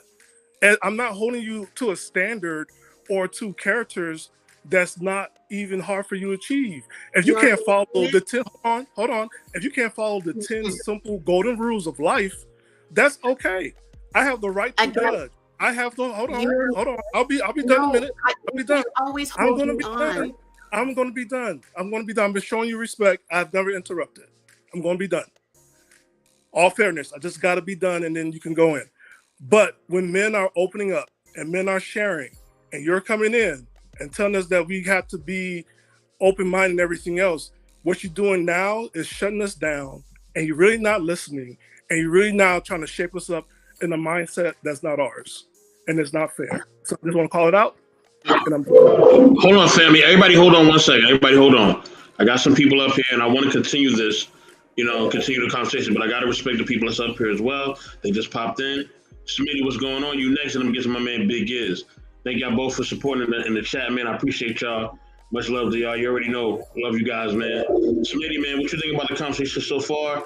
You see the question, can men and women be friends with intentions? That means they actually want to be together, right? Without intimacy, without bumping and grinding, right? So can they build that friendship without getting it in? Go ahead, Smitty. Well, and respect to everybody, salute. I'm actually in that process right now as we speak. We're friends and we both know exactly where we're trying to take it, right? My bad, let me mute this. When it comes to, I guess, okay, so can men and women be friends with intentions? As long as both parties can be polite and respectful, why? A lot of these things that, and I love the discussions, they're awesome, right? That's why I'm up here. But I still sit back and I say to myself, why do people make such simple shit difficult? You know what it takes to be somebody's friend? Respect them. Keep the secrets, whatever they tell you. Don't talk behind their back. To me, these are all like simple things. This is like walking and chewing bubble gum, tying your shoes, washing your face. It's simple shit. Can you imagine if people having real deep discussions about, the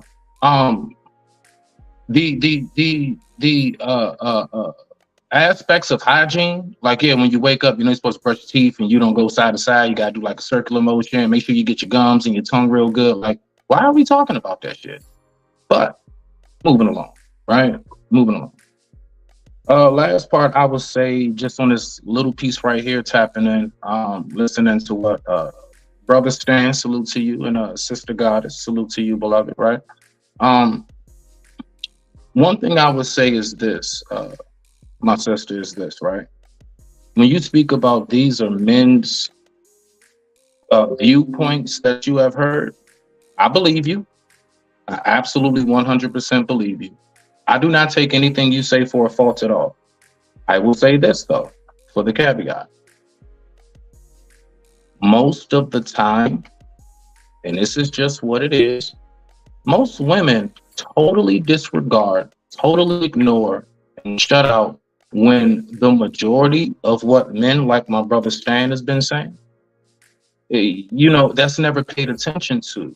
I'm pretty sure you have heard these things, but I'm just going to take a stab in the dark and say, maybe this is because those are the men you like to hear from. They're the softer, docile type that kind of, fluff your feathers for you, never really be real with you. You're always messing around, sugarcoating and pussyfooting. Now, the thing is that what Brother Stan is saying has a lot of validity, because majority of the men do think and feel that way.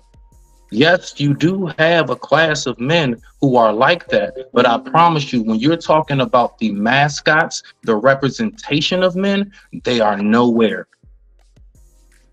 They are nowhere in the stadium. We do not claim them. We do not acknowledge them. We just know they exist. I digress. My mic is muted. Rock out. All right. Big Gibbs, what's going on, man? You know what I'm saying? What's Hey, up? how everybody doing this? Doing good, my brother. What's Hey, going on, bro, man? how you doing? Share your perspective, man, on the topic, man. I know you've been watching for a minute, so definitely share your Yeah. perspective on the topic. What I'm following is different mindsets. So I just go with the topic first. Absolutely. Men and women could be friends with intentions without having sex involved, but their mindsets have to be aligned to be able to get that goal. They have to be like-minded and focusing on that, and actually putting their urges and all that stuff aside, especially for the men that will want to participate in something like that. When the young lady, when she was talking about how she want to propose to take the sex out of the situation and stuff, as the topic claims, and that's her point. Like, don't put her body out like that. I mean, shoot, that's her goal. I would tell her to find somebody of that like mind or whatever to get with that if she was in that situation or whatever. And I agree with a lot of the men that have came up and said their points. So I'm just really on a thing of, if you can find somebody that you can align with, yeah, absolutely, you can do that. But it's a lot of double standards out here. We need to acknowledge the double standards and respect people when they come up here and they saying the things that they saying, because it's not coming out of thin air what these points coming from. Now, a lot of people call them talking points and things like that, but they experiences. I'm pretty sure there's a lot of men that done went out and spent good money on women and stuff like that, as friends or on dates, or doing nice things for women, and at the end of the day, they probably felt used because, shoot, they had good intentions and things like that, and that person know how that man felt, that he wanted to be more than friends, but he was friend zoned, and he didn't reach his goal or whatever, and he felt slighted, and he didn't have nothing to show for it. That's a thing. That's a thing. If you have men out here that's religious, and then they want to go into a relationship with no sex involved and all that stuff like that, and die down to their urges, die down to self, and wait the marriage and stuff, I tip my hat off to them. And with that, I'm just gonna mute myself and listen to the conversation. I jump in when I can. So before you guys continue, because I do have to step away for just a second, my job is never to just listen to you. It's also to encourage those insignificant viewpoints. So I'm not trying to be dismissive. I'm actually just trying to provide additional context to a conversation. However, it just is not being received. It's being taken as if I'm trying to fight you, and I'm not. Really, your viewpoint is your viewpoint. I can't argue that. I would hesitate to give any kind of description, though, Smitty, to the kind of man that I attract or I am attracted to based off of the little bit you know of me. I do remain respectful with you guys. It's not even a matter of it being personal. I'm just trying to expand the conversation. That's it. And sometimes my viewpoint is in there and sometimes it's not. I recognize that you guys sit as a majority. Even on this panel, I am in the minority. However, all of our voices still matter. And I give you guys that space. But even if we have a disagreement, it never needs to cross into that land in which we are making assumptions on another person's life. And with that, I'm muted. I got to go take care of the kid. I'll be right back. Yeah, I would like to respond to that, and she could listen to the replay briefly. See, the thing about it is, right? So one, and I'll just say it, because I know nobody else will say it because we're all people pleasers. Smitty's not. No, brother. Don't correct. Don't do that. I'm not. I didn't say y'all. I'm speaking to the audience. There's an audience out here. I respect. I know that people can be people pleasers, right? Smitty's not. Yeah. Don't give two fucks. The thing about it is this, right? God is, believe it or not, the men up here and even those in the chat and stuff, we all respect you. It's just when you're talking to men of logic, reason, rationality, discernment, we're able to pick up on, passive aggressive responses. Like it's so easy. We're not as, dim-witted as ladies may think sometimes, Dudes pick up on stuff real quick. And so it's like, you're speaking your opinion, cool.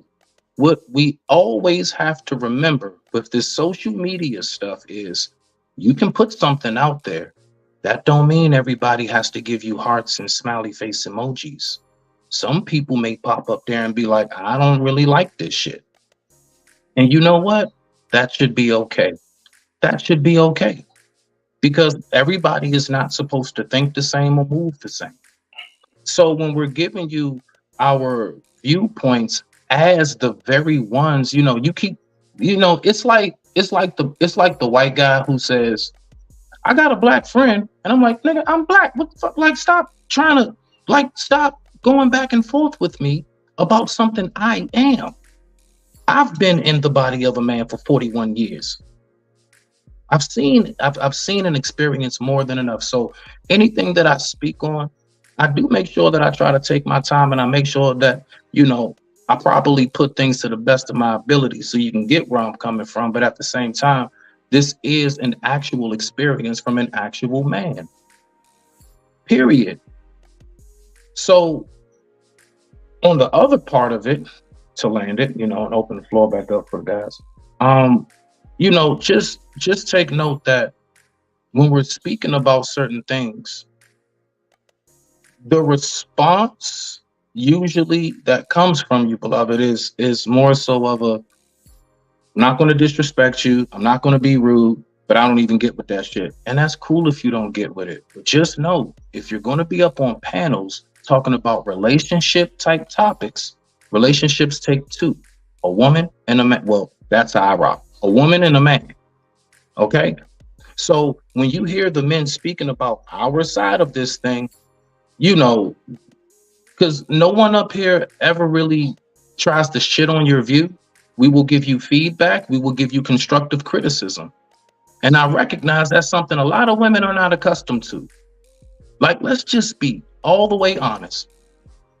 Majority, I say 90% are accustomed to having their feathers fluffed, and you just agree and shut the F up. Don't give no pushback. Don't say nothing. And if you do, you will be considered toxic. You will be considered someone aggressive and abrasive. Something's wrong with you. Who hurt you?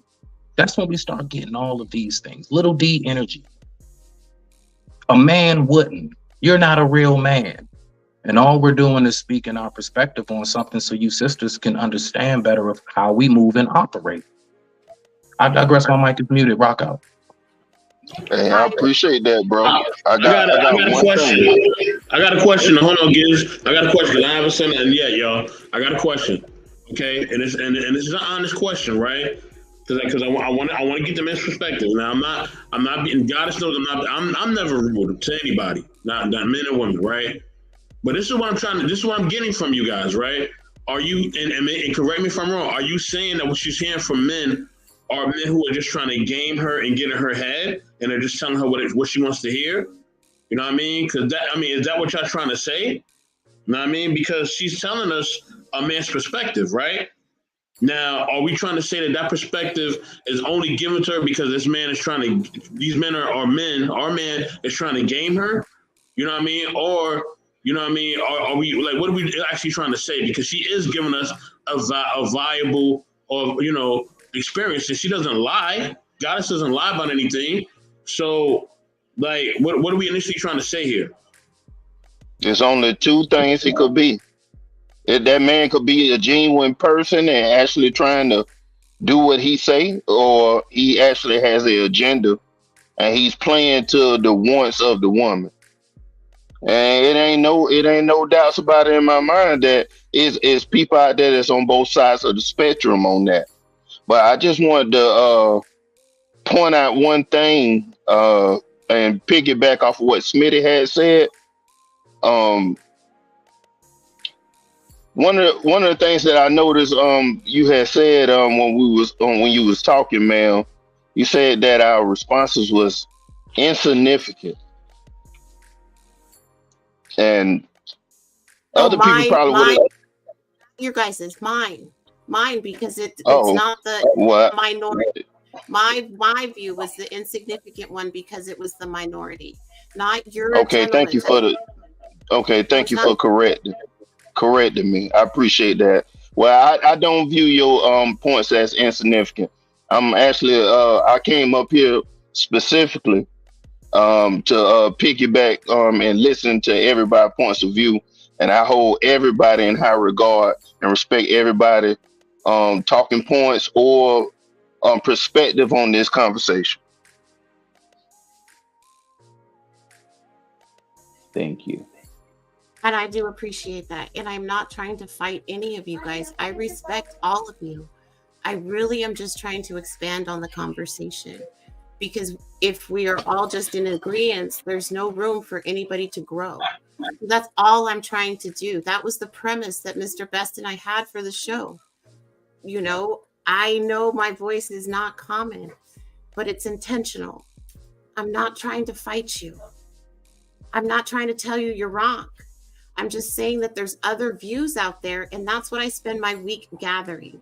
So when I come here, these are people who are not interested in me sexually that I'm getting this information from. These are men who are wanting to change the way that they've been behaving. There are a big group of men who are the ones setting the precedent that they do not want sex for a time period. And so that's what we're challenging. I'm not challenging you individually, just the concepts, because what we're seeing is that there are a larger group of men that are saying, I'm no longer here to peacock for you. You now have to earn me. And I applaud that movement. I encourage that movement because women have been the prize the whole time. I'm actually on the side of you guys getting the respect that you deserve. And I'm just saying that there is an opportunity to change some of the conversations, not to change your minds, just the conversation. Evolution. This is the same person we talked before, right? You were called Evolution before. No. Evolution is on Wednesday. This is Goddess. Oh, okay. Because I don't feel comfortable calling humans gods or goddesses. I like to look at it from a more humble aspect, because I do have a God I believe in. But I know that, the lady on the panel, I remember she said a remark saying that the men in her life, or the men from her experience, didn't share what we shared on the panel out loud the way we've been sharing tonight. Is this true? What? No. You said a comment earlier saying that a lot of the men that, either from your experience, because I don't know if I misheard or if it was, because I checked on the replay, something about like the guys that you're around that didn't share what we were sharing on the panel out loud when we were answering our perspective or giving our insight. No, I'm saying that the men that I interact with don't share your guys' viewpoints at all. I mean, that could be true. It could be, right? But who knows? There is Because no of how we live in the politically correct world. based I mean, off of the premise of the conversation. These are men that I've interacted with, so there is no could be. Goddess, he was just expanding on the conversation, and you just kind of was like disrupting him while he was just sharing his viewpoint, not fighting you. Let me say I'm this. Let just me say saying. this because we keep going around the circle, right? And I hate doing circular shit, right? So let's be honest. Do y'all feel like the men that are telling her this are they? Because this is what it just sounds like. Do y'all feel like they're being genuine, or are they trying to game her? Because that's just what it comes down to. Because we keep going around the fence over and over again. Let's just get to the point. Like, do y'all feel what they tell her is genuine or it's not? I think, like I said, If I can stand on something, it's not, bro. Like I said something earlier, it's a mixed bag. 50%, I think, are. The other 50% aren't. That's just how I look at it. 50%, I think, are. The other 50% aren't. The other 50% could be just running game on her. Because if you know men will do that. Those are the same odds anytime we date, though. But that's the reason why he's stating it. It's like this, right, Marcus? You actually you like hit a home run on one point you made as far as we're in a politically correct world. That's why I keep talking about the people pleasing. So let's say out of the 100% of men that you speak to, I would say honestly, maybe 10 to 20% actually truly hold those views and values. Okay, I say like another 30, 40 some odd percent definitely don't. And the remaining and the remaining ones, those are the ones who will say whatever needs to be said because they just hopefully, hope I can get a chance to hit. Plus on top of that, a lot of guys, we don't be wanting to go through all that smoke. A lot of guys, real deal, be holding back what we really feel and think because majority of the time we're not greeted with open arms or we're not greeted with like decency and respect when we just speak our minds. So you got a lot of men out here, honestly, that's like really like, man, I don't even want no smoke. I ain't saying nothing, man. Look. The whole time they don't really feel that way. They just scared to really stand on their ground.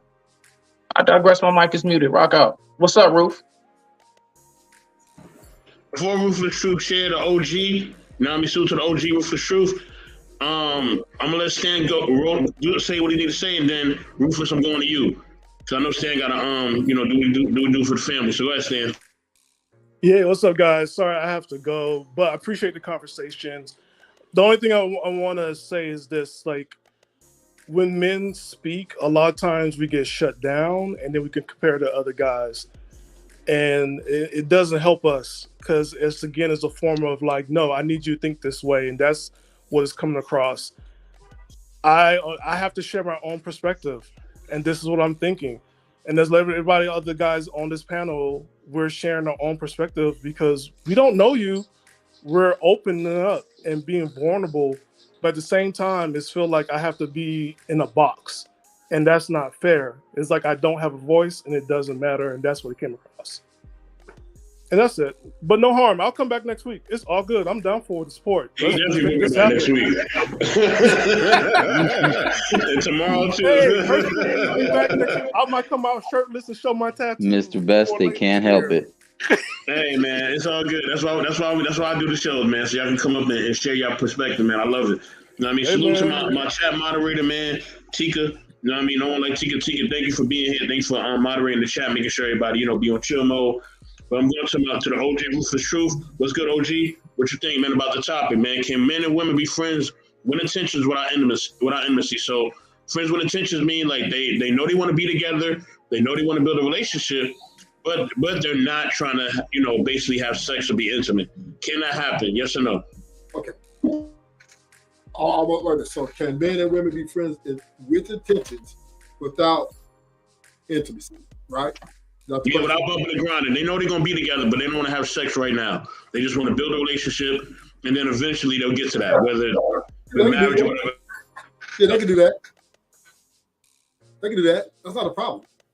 But Because especially men, we know that it's like most of the, if you like talk about dating with intentions or being with somebody with intentions, 98% of that is psychological. Anyway, so if you guys both agree to like, hey, we want to slow down and we want to just be, I guess, go into just a more of a genuine, I guess, sexless type of get to know each other. Yeah, we can do that. Now, do I agree with it? Hell motherfucking no. Because you ain't no virgin. And I gotta wait. Like, you gave it to all that niggas earlier. Now you gonna make me wait. Why? Is something, do I gotta look like I got a mark on my back? So I mean I would feel a little offended. I feel a little offended. You talk about, oh, we need to wait. And I know, damn, like damn, what you like now you got me thinking somebody else hit it. So I'm like, she must be getting, so it creates a little bit of kind of a friction. Yeah, I just ain't gonna be texting you a lot, calling you a lot. I'm gonna be doing my thing. So you hit me up when you're ready. When you gotta Ruthless. when you gotta get up them skins, then hit me up. We can talk about the rest later. So Hold on, Ruthless. So hit me up when you're ready to do the scans, and we can talk about the rest later. Would you not say that is the mentality that has a lot of brothers in court losing their shit? Unwanted babies and the whole nine? No. Please do share, sir. I will tell you why men are losing a lot of these courts and stuff. Because they thought this woman was righteous, that she was holy and pure, that she was princess, queen, whatever, and she virtuous. And the woman turned on him. They're like, what? It was too late. Got you. Give me that back. So yeah, and this is why we're at the spaces now. All this YouTube stuff is now exposing a lot of true intentions for these women out here who are pretending, playing chameleon, get into relationships, marrying, and then throwing the fucking relationship away because they're just tired. And most times they're going in with 1 foot in, 1 foot out, and they don't really want to tell you yes when you actually marry them, right? They just like felt bad. It was like, okay, let's see where it goes. And then after they gave you another couple of years, they're like, damn, you ain't trash. And they out on you because they really wasn't being honest with you. They deceived you a little bit, told you I love you and I miss you and all that little shit. That's why a lot of these women got work husbands. So Raldo, I was going to say what's up to Raldo. Man, salute. What's going on, Raldo? Ruthless. These are names.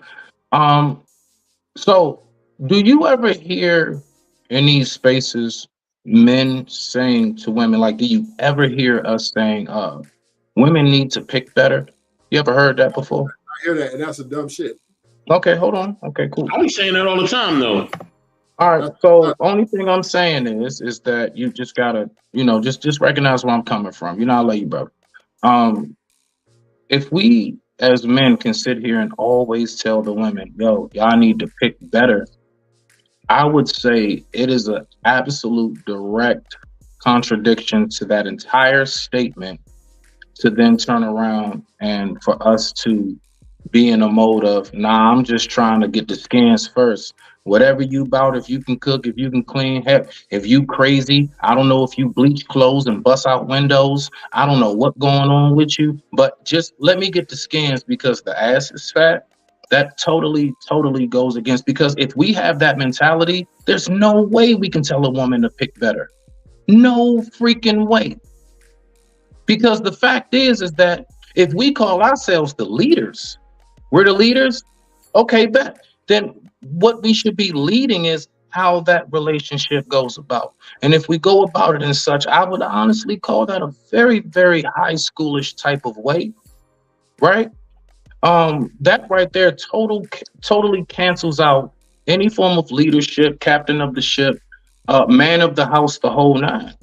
Honestly, what you're saying is that, hey, ladies, we don't really care nothing about what you think, what you consist of. As long as that ass is fat and them titties right, we're gonna go ahead and get with you.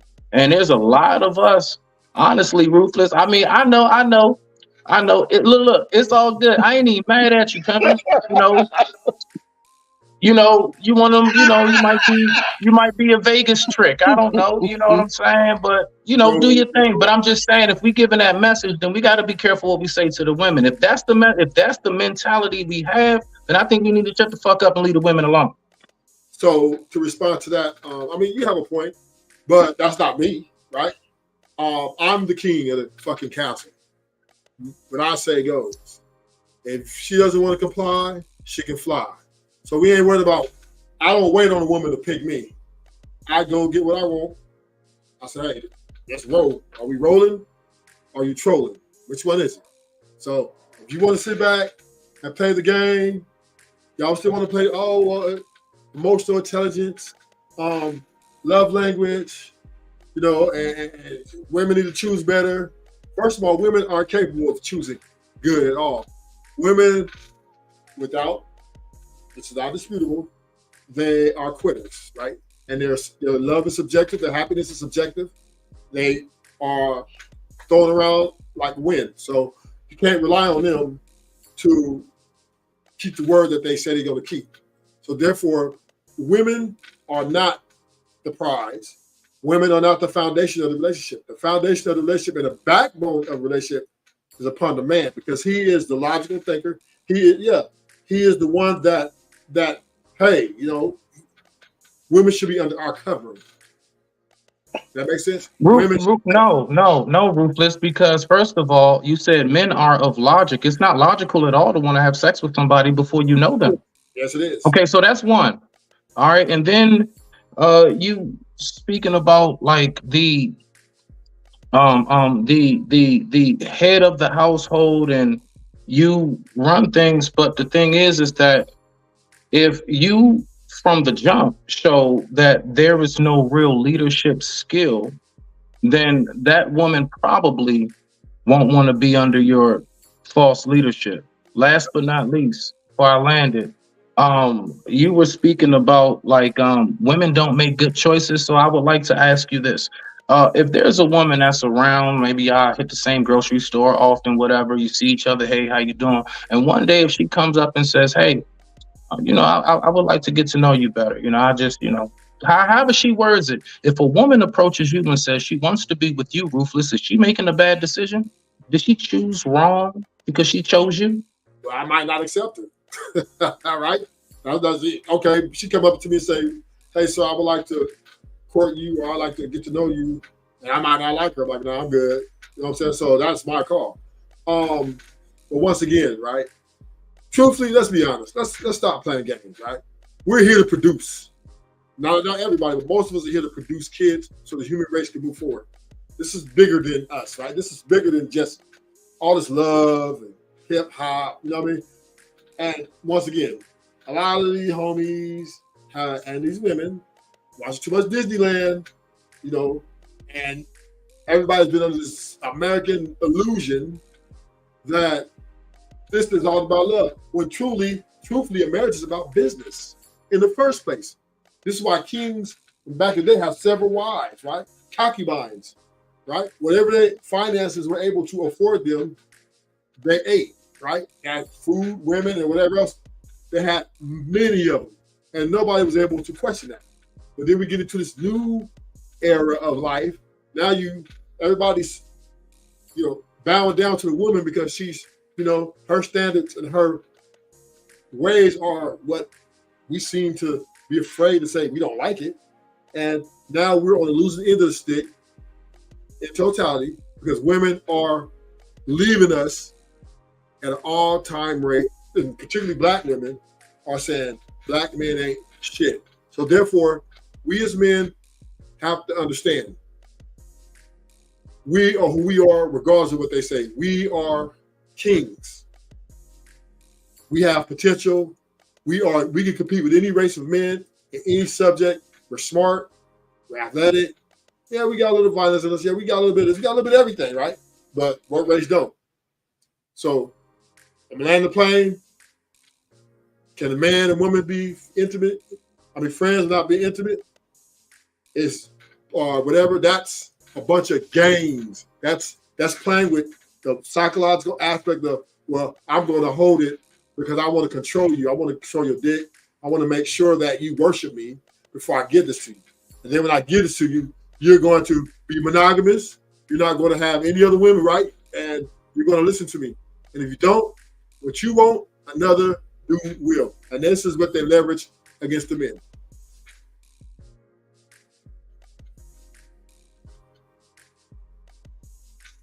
Wow. Okay. So basically, okay, are you trying to say that I'm delusional? Salute to everybody that pulled up. And T, man, what's going on, big bro? Good to see you. Peace to you, brother. You know what I mean? Glad you pulled up. Also, salute to my man, Big Rick Slaps. You know what I'm saying? Glad you pulled up in the building too, Big Rick. You know what it is, man. I'm trying to find your comment. God damn it, where's Big Rick Slap comment? There you go. Yeah, salute to Big Rick Slaps, man. Thank you for pulling up. So, okay, so OG, let me ask you a question. So, are you trying to say, and listen, I opened the stream, right? Salute to also Zillaphonia's World.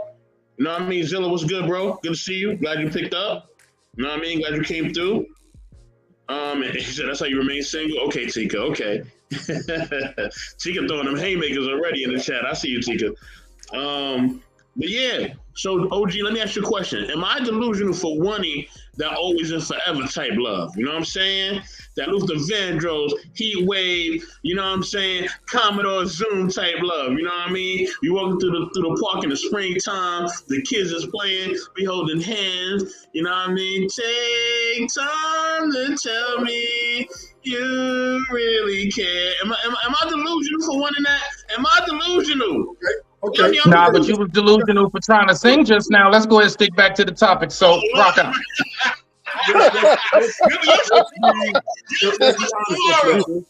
Let's be honest, right? Let's be honest, right? The numbers are out. The data's out. Women are turning their backs on their families, on men in general, because they want independence. They want to be looked at equality. And they want to be your competition, right? So therefore, if you think, even in your relationship, right? I love you, baby. Y'all saying that, what you just said, all that old stuff. At the end of the day, if you give that dick away, nigga, or if you're not making a certain amount of money at a certain time and her life isn't improving, your ass is out that back door. Believe that. She got somebody else gonna take your spot, or she gonna do it by herself. She gonna go and, whether she got a degree or OnlyFans or strip, whatever she gonna do, she's got an exit plan. If you don't believe this is true, just keep playing with it. Now, if you excel and make the money and get everything, okay, you might get lucky. But right now, these women ain't playing. They will Ruthless. put the house down. Ruthless. Look at when it comes to, because you said earlier, you said earlier the woman's not the prize, the man is the prize. Well, first of all, and even to what Sister Goddess was saying earlier, as far as women have been the prize for too long. No, women have been tricked into believing that they're the prize. There's just been a narrative put out that's just never really been real. That's one. Two, Ruthless, women are not the prize. Men are not the prize. We are both a prize, right? So I want you to look at it like, take a vehicle. All right. I know I'm using an inanimate object, but just follow me. So take a vehicle, right? What's better?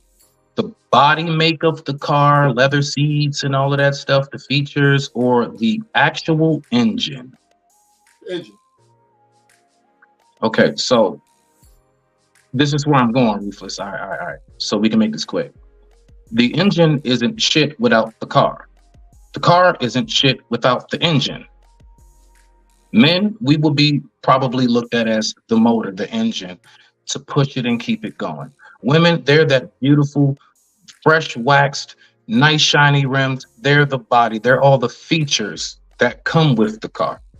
So what I'm trying to say is, you can have a beautiful, gorgeous car sitting somewhere, but if you pop the hood and it's empty, it's worthless. You could take a brand new V8, V6, whatever, You know, you got all your RPMs, everything is up type of engine. But if you just sit it on the ground and there's no car to put it in, it is useless. And that is how relationships work when it comes to men and women. This whole thing, we the prize, bullshit, my G.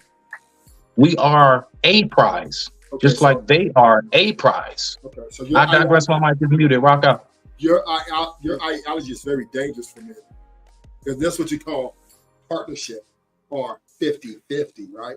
And how's that working out for us? Right? How's that working out for us? Explain My this. success rate is pretty damn good. I don't know about yours. Mine too, Ruthless. All right, this shit on the majority of the large scale, it hasn't worked out for us, right? And your book should still be written, but to the point of the prize, right? Let me address that a little bit, right? Because if you ask men what they bring to the table or what they're required to bring to the table, it's quite a damn bit. We want to start talking about, we pay for all the dates. So the financial part, 98% of men are putting that up the front to continue or to have a productive courting or dating or relationship, right? Then we have to be there for emotional support when she's in and out of her, emotions. We have to be there to stabilize, right? Also, we got to take that fade.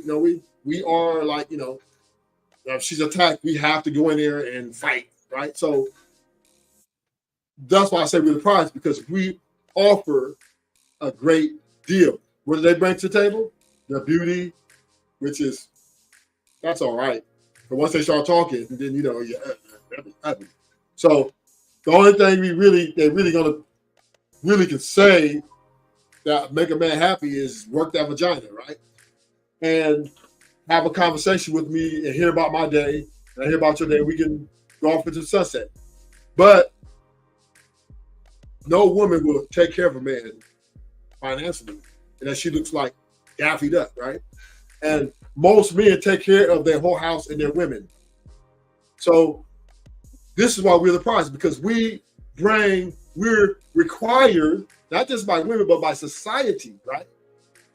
To protect our women, even if she's not your woman, even if she's just your friend, right?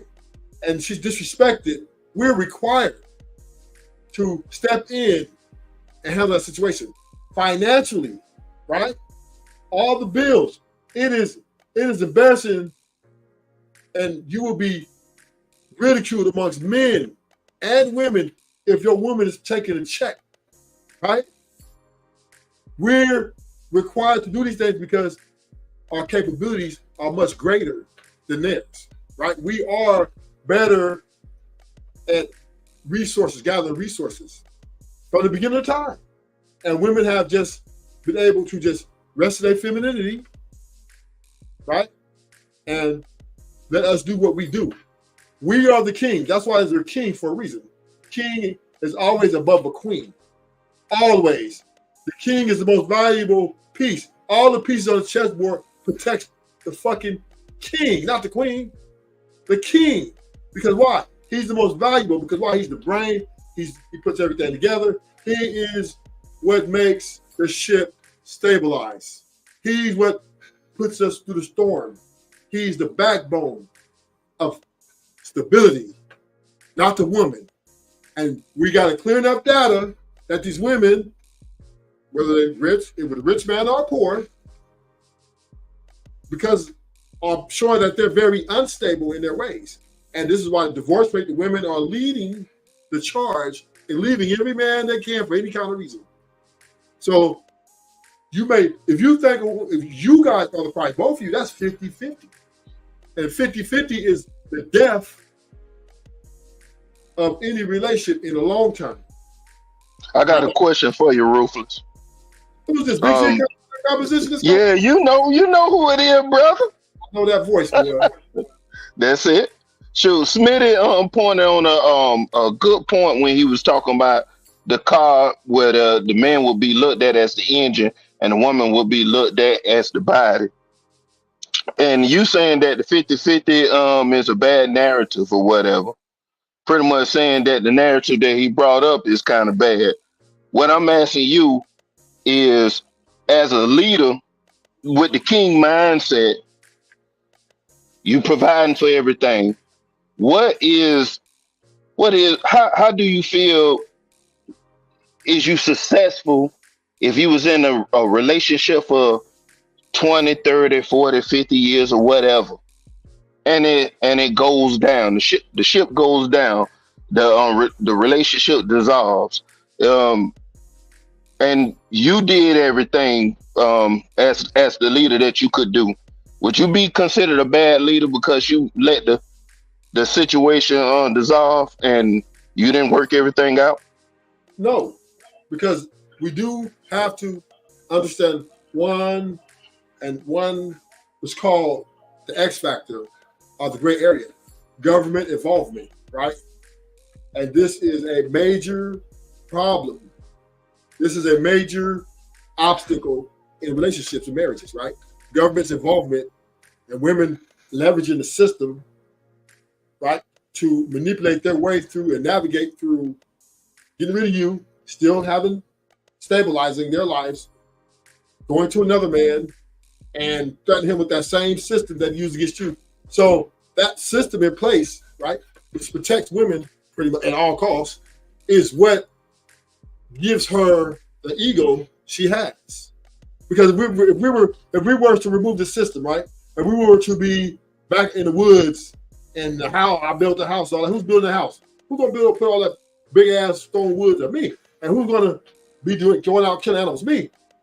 The system in place has inflated a woman's ego, and this ego now has driving the relationship, and a woman is not the prize. Because why? Her life is ego driven, and her sanctimonious mindset, which she thrives in, she thinks she's better than you. And you may not even know it. She can look at your eye, tell you I love you, and she thinks she's better than you. So this is why we're in these spaces. Remember, all this YouTube stuff is fairly new, and this was very surprising and baffling when men were finally able to throw a voice out and say, you know what? I've been unhappy and miserable in my relationship and marriage for many years. And now here's a place where I can vent. Here's a place where we can let this out. And then the women are coming in our space and saying, we don't care. You're the leaders. Because why? They do not want to accept any accountability. But I'm saying that would be my thing with that whole situation, brother. By you sitting there, you putting the blame on yourself by not looking at the situation like how Smitty was talking about and saying that you are a leader. You are taking all the blame. Whether you feel like you deserve all the blame or not, it's still your fault. Oh, no, I'm not doing that. That's what I'm not going to do. First of all, but you're the king. You're the king and you the leader. Listen, in the hey, Ruthless, real quick, and I'm gonna let you rock out pretty real quick. Ruthless, you just said that a man can be in a relationship with a woman and she could sit there and say that she loves you and not really mean it. She thinks she's better. Now, let me ask you this. Is there no fault on that man's part for being with that woman in the first place? Should we have not picked better? Because maybe if we would have picked better, maybe we wouldn't be with somebody who actually would do some dog ass shit like that. I'm just asking a question, not a come for. I digress. My mic is muted. Rock out. So to be wise, good point. No, to be wise, we know that every relationship's a gamble. What we talk about here, right? Every relationship you get into is a gamble. There's no guarantees with anybody you meet. And if you come out on the winning end, you're very rare these days. So it's not a guarantee that I'm going to make it home. It's not a guarantee I'm going to make it home, but I can increase the odds by being safe. I can increase the odds by not going to certain areas. I can increase the odds by not going to ATMs after midnight. You can increase the odds by not getting married. Right? Yes. You can increase the odds by being single. Yes, you're right. But you cannot guarantee that woman's outcome. So you said men are here to produce, though. So we just supposed to fuck and not be married? We supposed to just fuck around and have kids and not be connected to no woman? You said we're here to produce. So just go around willy-nilly and just sling dick. Yeah. No, rock out. See, you once again, you watch too much Disneyland. I love you. You meet the woman and you thinking that she's virtuous. Damn. You thinking that she's really well, if that's the case, apparently I must be Prince Charming. Rock out. Okay, so I mean, I'm sure you have. Okay, brother. Okay. I'm sure that you have every relationship that's been successful. I'm sure you have. I'm sure you have. But I'm just saying, right? From my experience, there's no good women out here. Period. What you can do is find a woman that you can be compatible. Wow. To be compatible with. How you gonna be compatible with a woman that ain't good? You said there's no good women out here. So what is there to even be compatible with? Smitty, we all got flaws, right? We all got flaws. They got flaws, we got flaws. What we doing here? So now you trying to So find it's safe to say it's no good men out here too for the women, right? Exactly. We all got flaws, Compass. We all got flaws. I don't care what you black, white, green, or yellow. Everybody got something wrong with them some kind of way. What we're doing Then is wouldn't that mean that there's someone for everybody? You fucked up, I'm fucked up, we go. No. Ain't no. Hey, some people are just gonna die alone. That's just where it's gonna be. That's a fact too. Dang. No, that's a fact. That's very true. I don't like agreeing with Ruthless, but that is fact. That's just the way it is. And the men who are married, the men who are happily married are becoming now far and in between. This ain't the 70s, the 60s, no more. The men who are married happily and successfully married is far and in between. Anybody can get married, but can you sustain a marriage? That's another story. Because now this woman, because she's now leveraging the system, and we look at her social media, listen to her friends, outside influences, her mom telling her, you can do better. Every problem is your fault, even though she the one started, right? Everybody's on her side. Everybody's in her support group. And especially that nigga at her job working with her. As soon as she tell him, my man, we kind of had a little friction this morning. I'm better than him, right? So she has all these people, and plus Satan, all in her head, attacking her ego. You are the prize. You don't need self-love.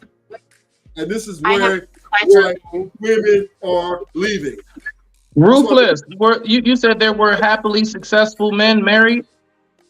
If you're happily married, successful. No, you said back in the 70s there were happily successful married men.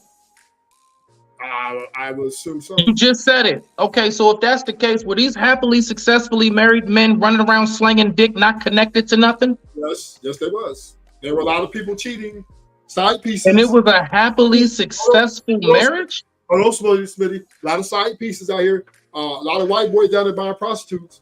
Now this has been going on forever, so I don't know. I don't know if you think everybody's angels, so now they got married. Yeah, about that one there. I'm sure you're not. I know it sounds strange what you're saying, but there's a lot of that going on. Hold on. Gotta get the goddess, you know what I mean? You know what I mean? This is our stream, so goddess, go ahead and do your thing. I'm gonna get back to you in a minute. Go ahead, goddess.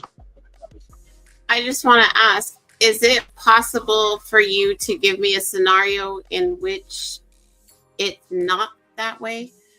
Because the way you share it's a very definitive space, right? And so it's stating that a woman is always going to be in that manipulative mindset. However, that's not a true case. There are many women who are willing to stand here and learn the man. So wouldn't they have just as much stage space? You stated that there's no good woman. There's no good women out there. There's plenty of good women. However, they now recognize that they have different barriers and expectations, and you no longer qualify. That's not it the same way men do, except they're not giving their body away to random people. Isn't there, just to be fair, enough space for that kind of scenario? I mean, if you want to justify quitting, or when you sign that death do us part, till death do us part, for richer or poor, for good times or bad times, all that shit you was screaming at the altar, and all of a sudden you get a change of heart. Oh well, you was being disingenuous in the beginning. So now a relationship, and you talking about I'm committed to you. This is a commitment which is a duty. And then you got lazy. So you know what? It's all about me. See, self-love is the number one cancer in any relationship, because to make a great relationship last, it takes selflessness, not selfishness. And selfishness is self-love, all in the same word. We're just splitting hairs. So is there a position for a man and woman to succeed? Yes. If she gotta move to maybe Saudi Arabia or move to the Philippines, get married, and get out of America though, get out of the Western region, period. If you're gonna even have a greater chance. Because once again, here in the age of social media, in the age of material possession and self-love, women in this Western world are like gods to a lot of people around them. And they uplift these women, and these women become they're better than their husbands or better than their boyfriends. And they say, you know what? I can do better because I'm better. And so this is why a lot of them are leaving their men, going to get OnlyFans accounts. Because why? They want the money, not the man. They don't even want the man no more. They just want your money. Yeah, you look good. Give me that money. This is what women are saying. I don't need a man. I'm independent.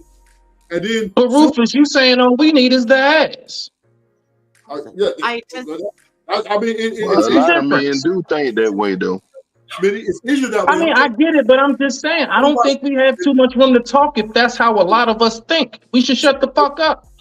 But that's the case. We should just let people rock out, like you've been saying. I agree with that. We should let people rock out now. I just I ain't telling Rufus shut up, man. No, I ain't like that. Rufus, my man. I'm talking about in general as men spewing a certain narrative. That's what I'm saying. That's what I'm saying, bro. That's what I'm saying, bro. We have to understand that, right? That respect.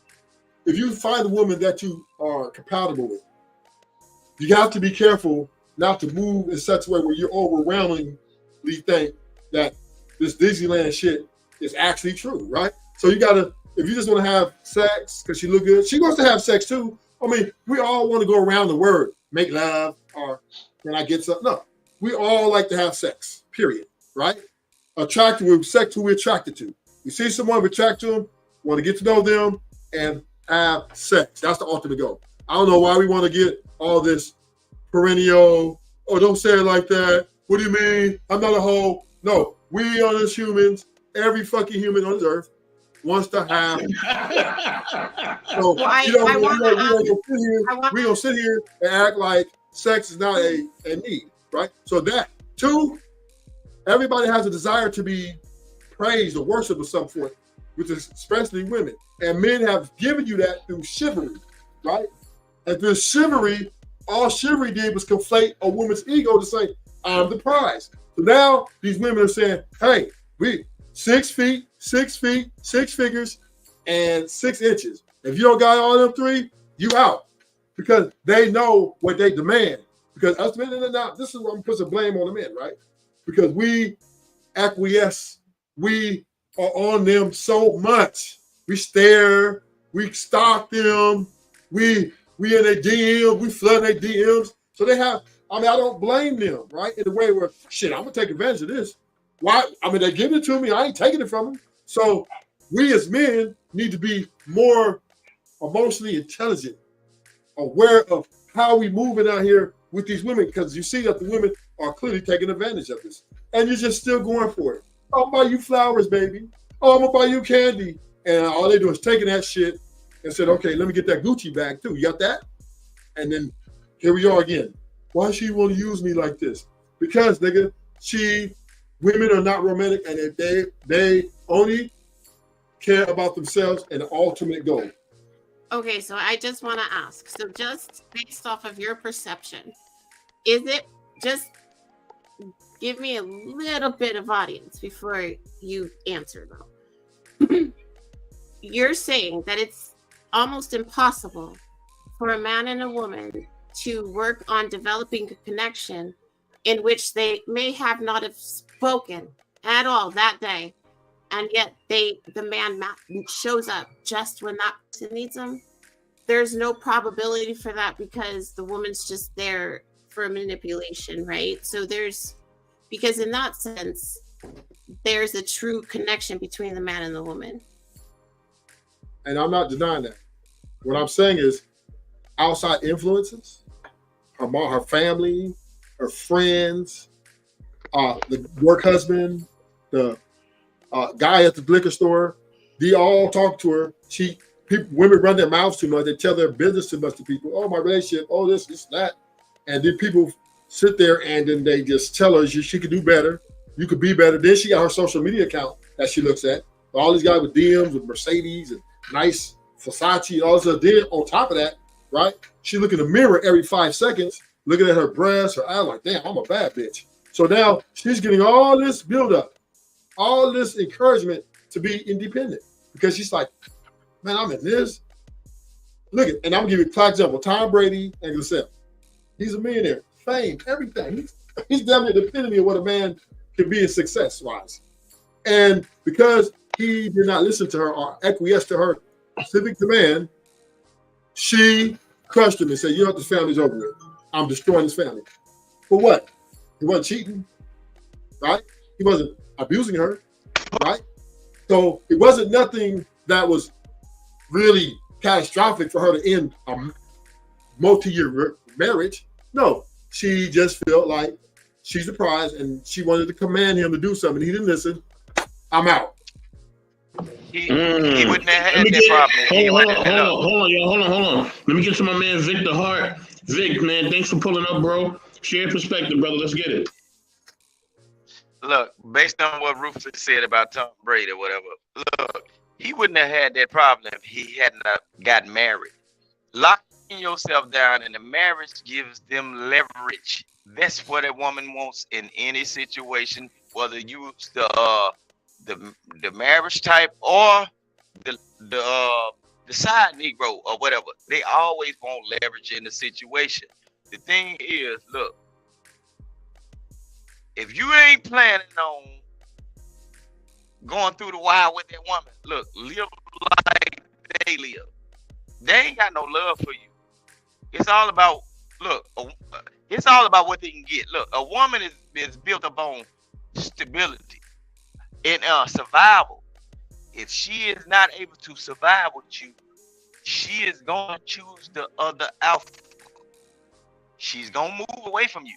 So that's why, just like he was explaining, out of all this buildup, everything that's in the world, everybody watching her, she got all this extra stuff, especially in that right now today. I really believe if you ain't married or on the way to being married or been with your girlfriend or your significant other or your male partner for like at least the last 4 or 5 years, don't even get married because everything is about the paper now. It's about how you can set up somebody and trick them in order to take what they didn't earn. So y'all better be careful with these people in the mindset that they have now. See, a long time ago when people was getting married, it was and making babies, it was about survival in one hand helping the other. Now it's about locking themselves down into your resources, all the knowledge and whatever you done gained. They gonna be lazy and they can get with you because you have a certain status about yourself. You have a certain knowledge or some wisdom about yourself and you capable. So they're gonna lock down just like a leech, and all the stuff you created, they're gonna latch down on you and suck about you and take it. And guess what? Even with marriage right now, they can be with you for a shortened period of time. All you successful young men that are single, you are supposed to be running through females, period. Weighing your options out just like they do. Look for the alpha female just as they look for the alpha male. If that one don't fit, next weekend you might get it. If not that next weekend, you get it the next weekend. Look for the woman that's gonna pay for your lunch or provide something, because these people are out here just draining people. That's all it is. And they don't have to be in a situation with you for long. They can just live in your apartment for at least 2 weeks and get mail at your apartment. Now you can't kick the bitch out. You know what I'm saying? Y'all better be careful with these people these days, because the old days are over. All that family, the uplifting, the help, that's over with. People is trying to find out what you got and what you got to offer, and they looking to take it from you. Be careful, y'all. Be careful. They doing it on both sides, male and female. Y'all, I'm gonna pass the mic. Man, he definitely telling the truth, man. Like, definitely telling the truth. Smitty, go ahead, bro. If you guys, everybody say something. Anybody else can share? We got a few more minutes on here, then I'm about to close this out. I digress. My mic is muted. Rock out. Man, George Lloyd. How do you pronounce your name, Miss Goddess? What'd you call her? Her name got Goddess in it. I want to make sure I That's say her it name, correct. Goddess. That's Goddess. Oh, it's What? just Goddess? Yeah. Is that her Okay name? then. Oh man, Okay then. hey, stay away from her. Wow, I can say something No, else again. Since everybody's scared, look, since no, I came up I, here, Stay away from her. if Do they not scared, touch. but no, not. I ain't gonna direct this at a certain individual on this panel, but I'm just saying the way people are operating due to certain influences, not even the internet influences. It can be influences upon the household and the needs and the haves and have-nots of the people that they are raised around or trying to build a certain lifestyle around. People are influencing people to look, get you a good man or get you a good woman. Find somebody that has something. And but this is what's going on. The person that they tell they go out there and find all these people, they don't have the proper credentials to even be in this person's life. So they end up being the leech, learn how to take from this person that could be a significant person that could help other people in the world. But they dragging people down. You know what I'm saying? You can be a good college student, might have some decent grades or whatever, and have all future ahead of you. And then you so happen to get with this girl that come, or just get with this girl, and vice versa. A man can be the same way. You get with this man, and the only thing he know is, well, dang, she driving this right here. Oh, she going to school to get this right here. Oh, he going to school. Oh, he well versed. Oh, he got a top flight vocabulary. He be saying all these words, girl, that I don't even understand. I be having to Google this shit, girl.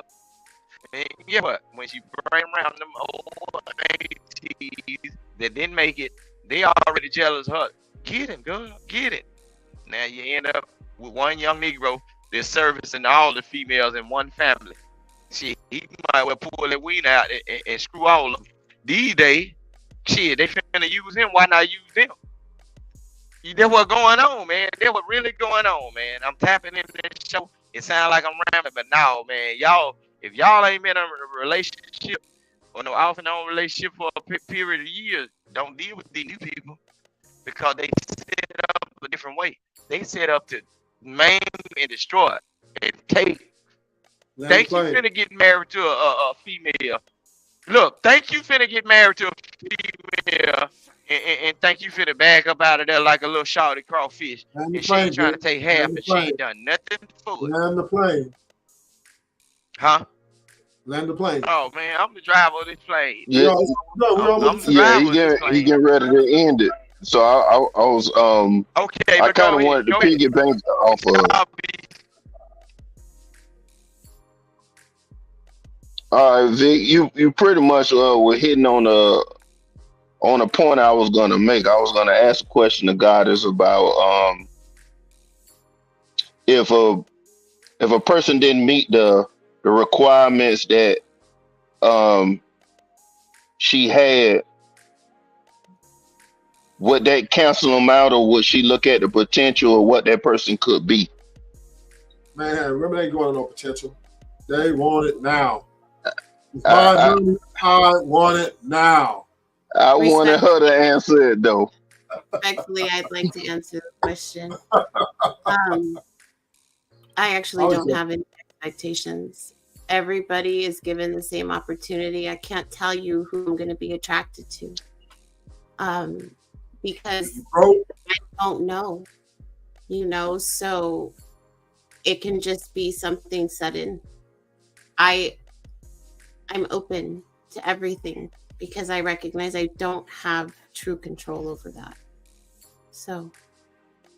Okay, I respect that. Don't pull up in that bus. Jump out that bus. Talk about let's go. Ruthless, you wildin', bro. Don't do it. Hey, I know y'all about to end it, but I'm gonna tell everybody, this for everybody, both sides, male and female. If you ain't ready to walk down that yellow brick road of marriage and everything, y'all really supposed to be doing what y'all supposed to be doing as single people. And don't tie nobody down. Don't give nobody no false sense of love or whatever. Tell people the truth. Look, you gonna be over here this weekend. The other Negro gonna be down here when you ain't around. You know what I'm saying? I'm shopping around. Ain't that what Smokey Robinson said? His mama told him to shop around because what you think you got, it ain't what it is. Don't put all your eggs in one basket and all that.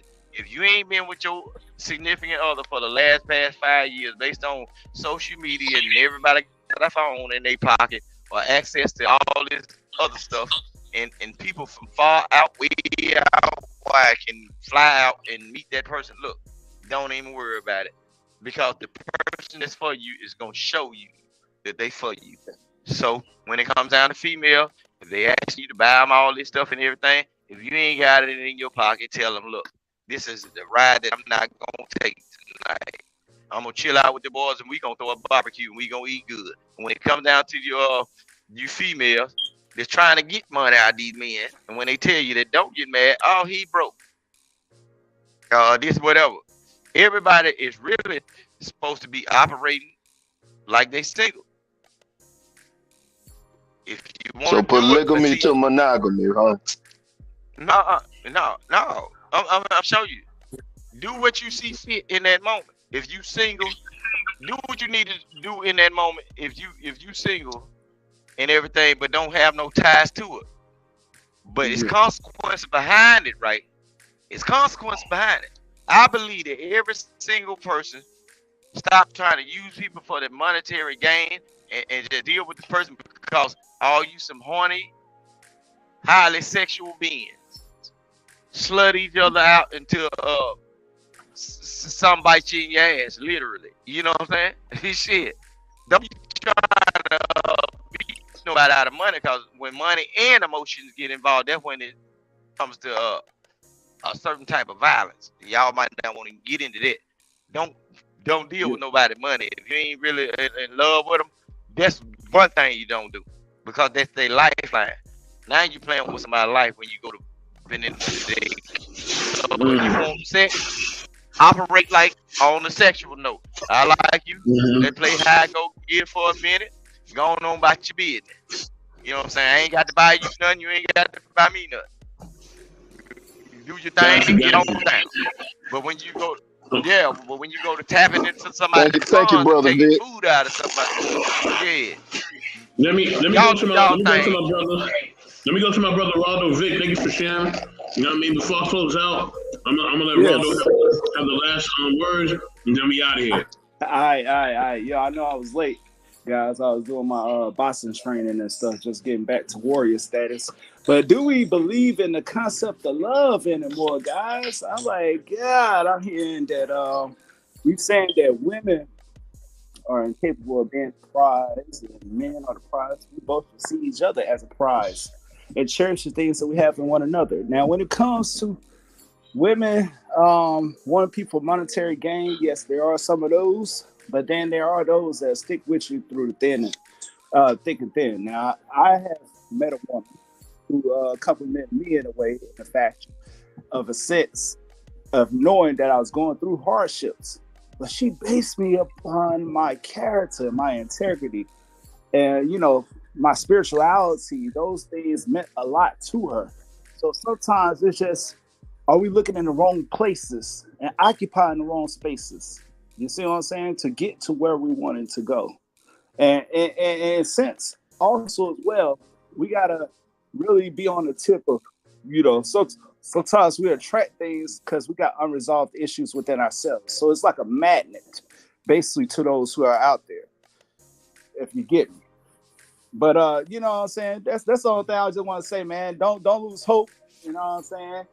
And always just believe in the idea that love is a thing, right? But when love seems like it's starting to get a little shaky and things of that nature, what are the principles that you guys have founded yourselves upon? Stick to that, Man, thank you for sharing that, brother. So, Sister Goddess, I'm gonna have you close us out, and then we out of here. I just want to say thank you to everybody who was on the panel tonight. Thank you to everybody who was here in the comments. Thank you so much for waking up today. I love you, and be nice. It's easy. I love y'all, man. Peace and blessings. One. All right.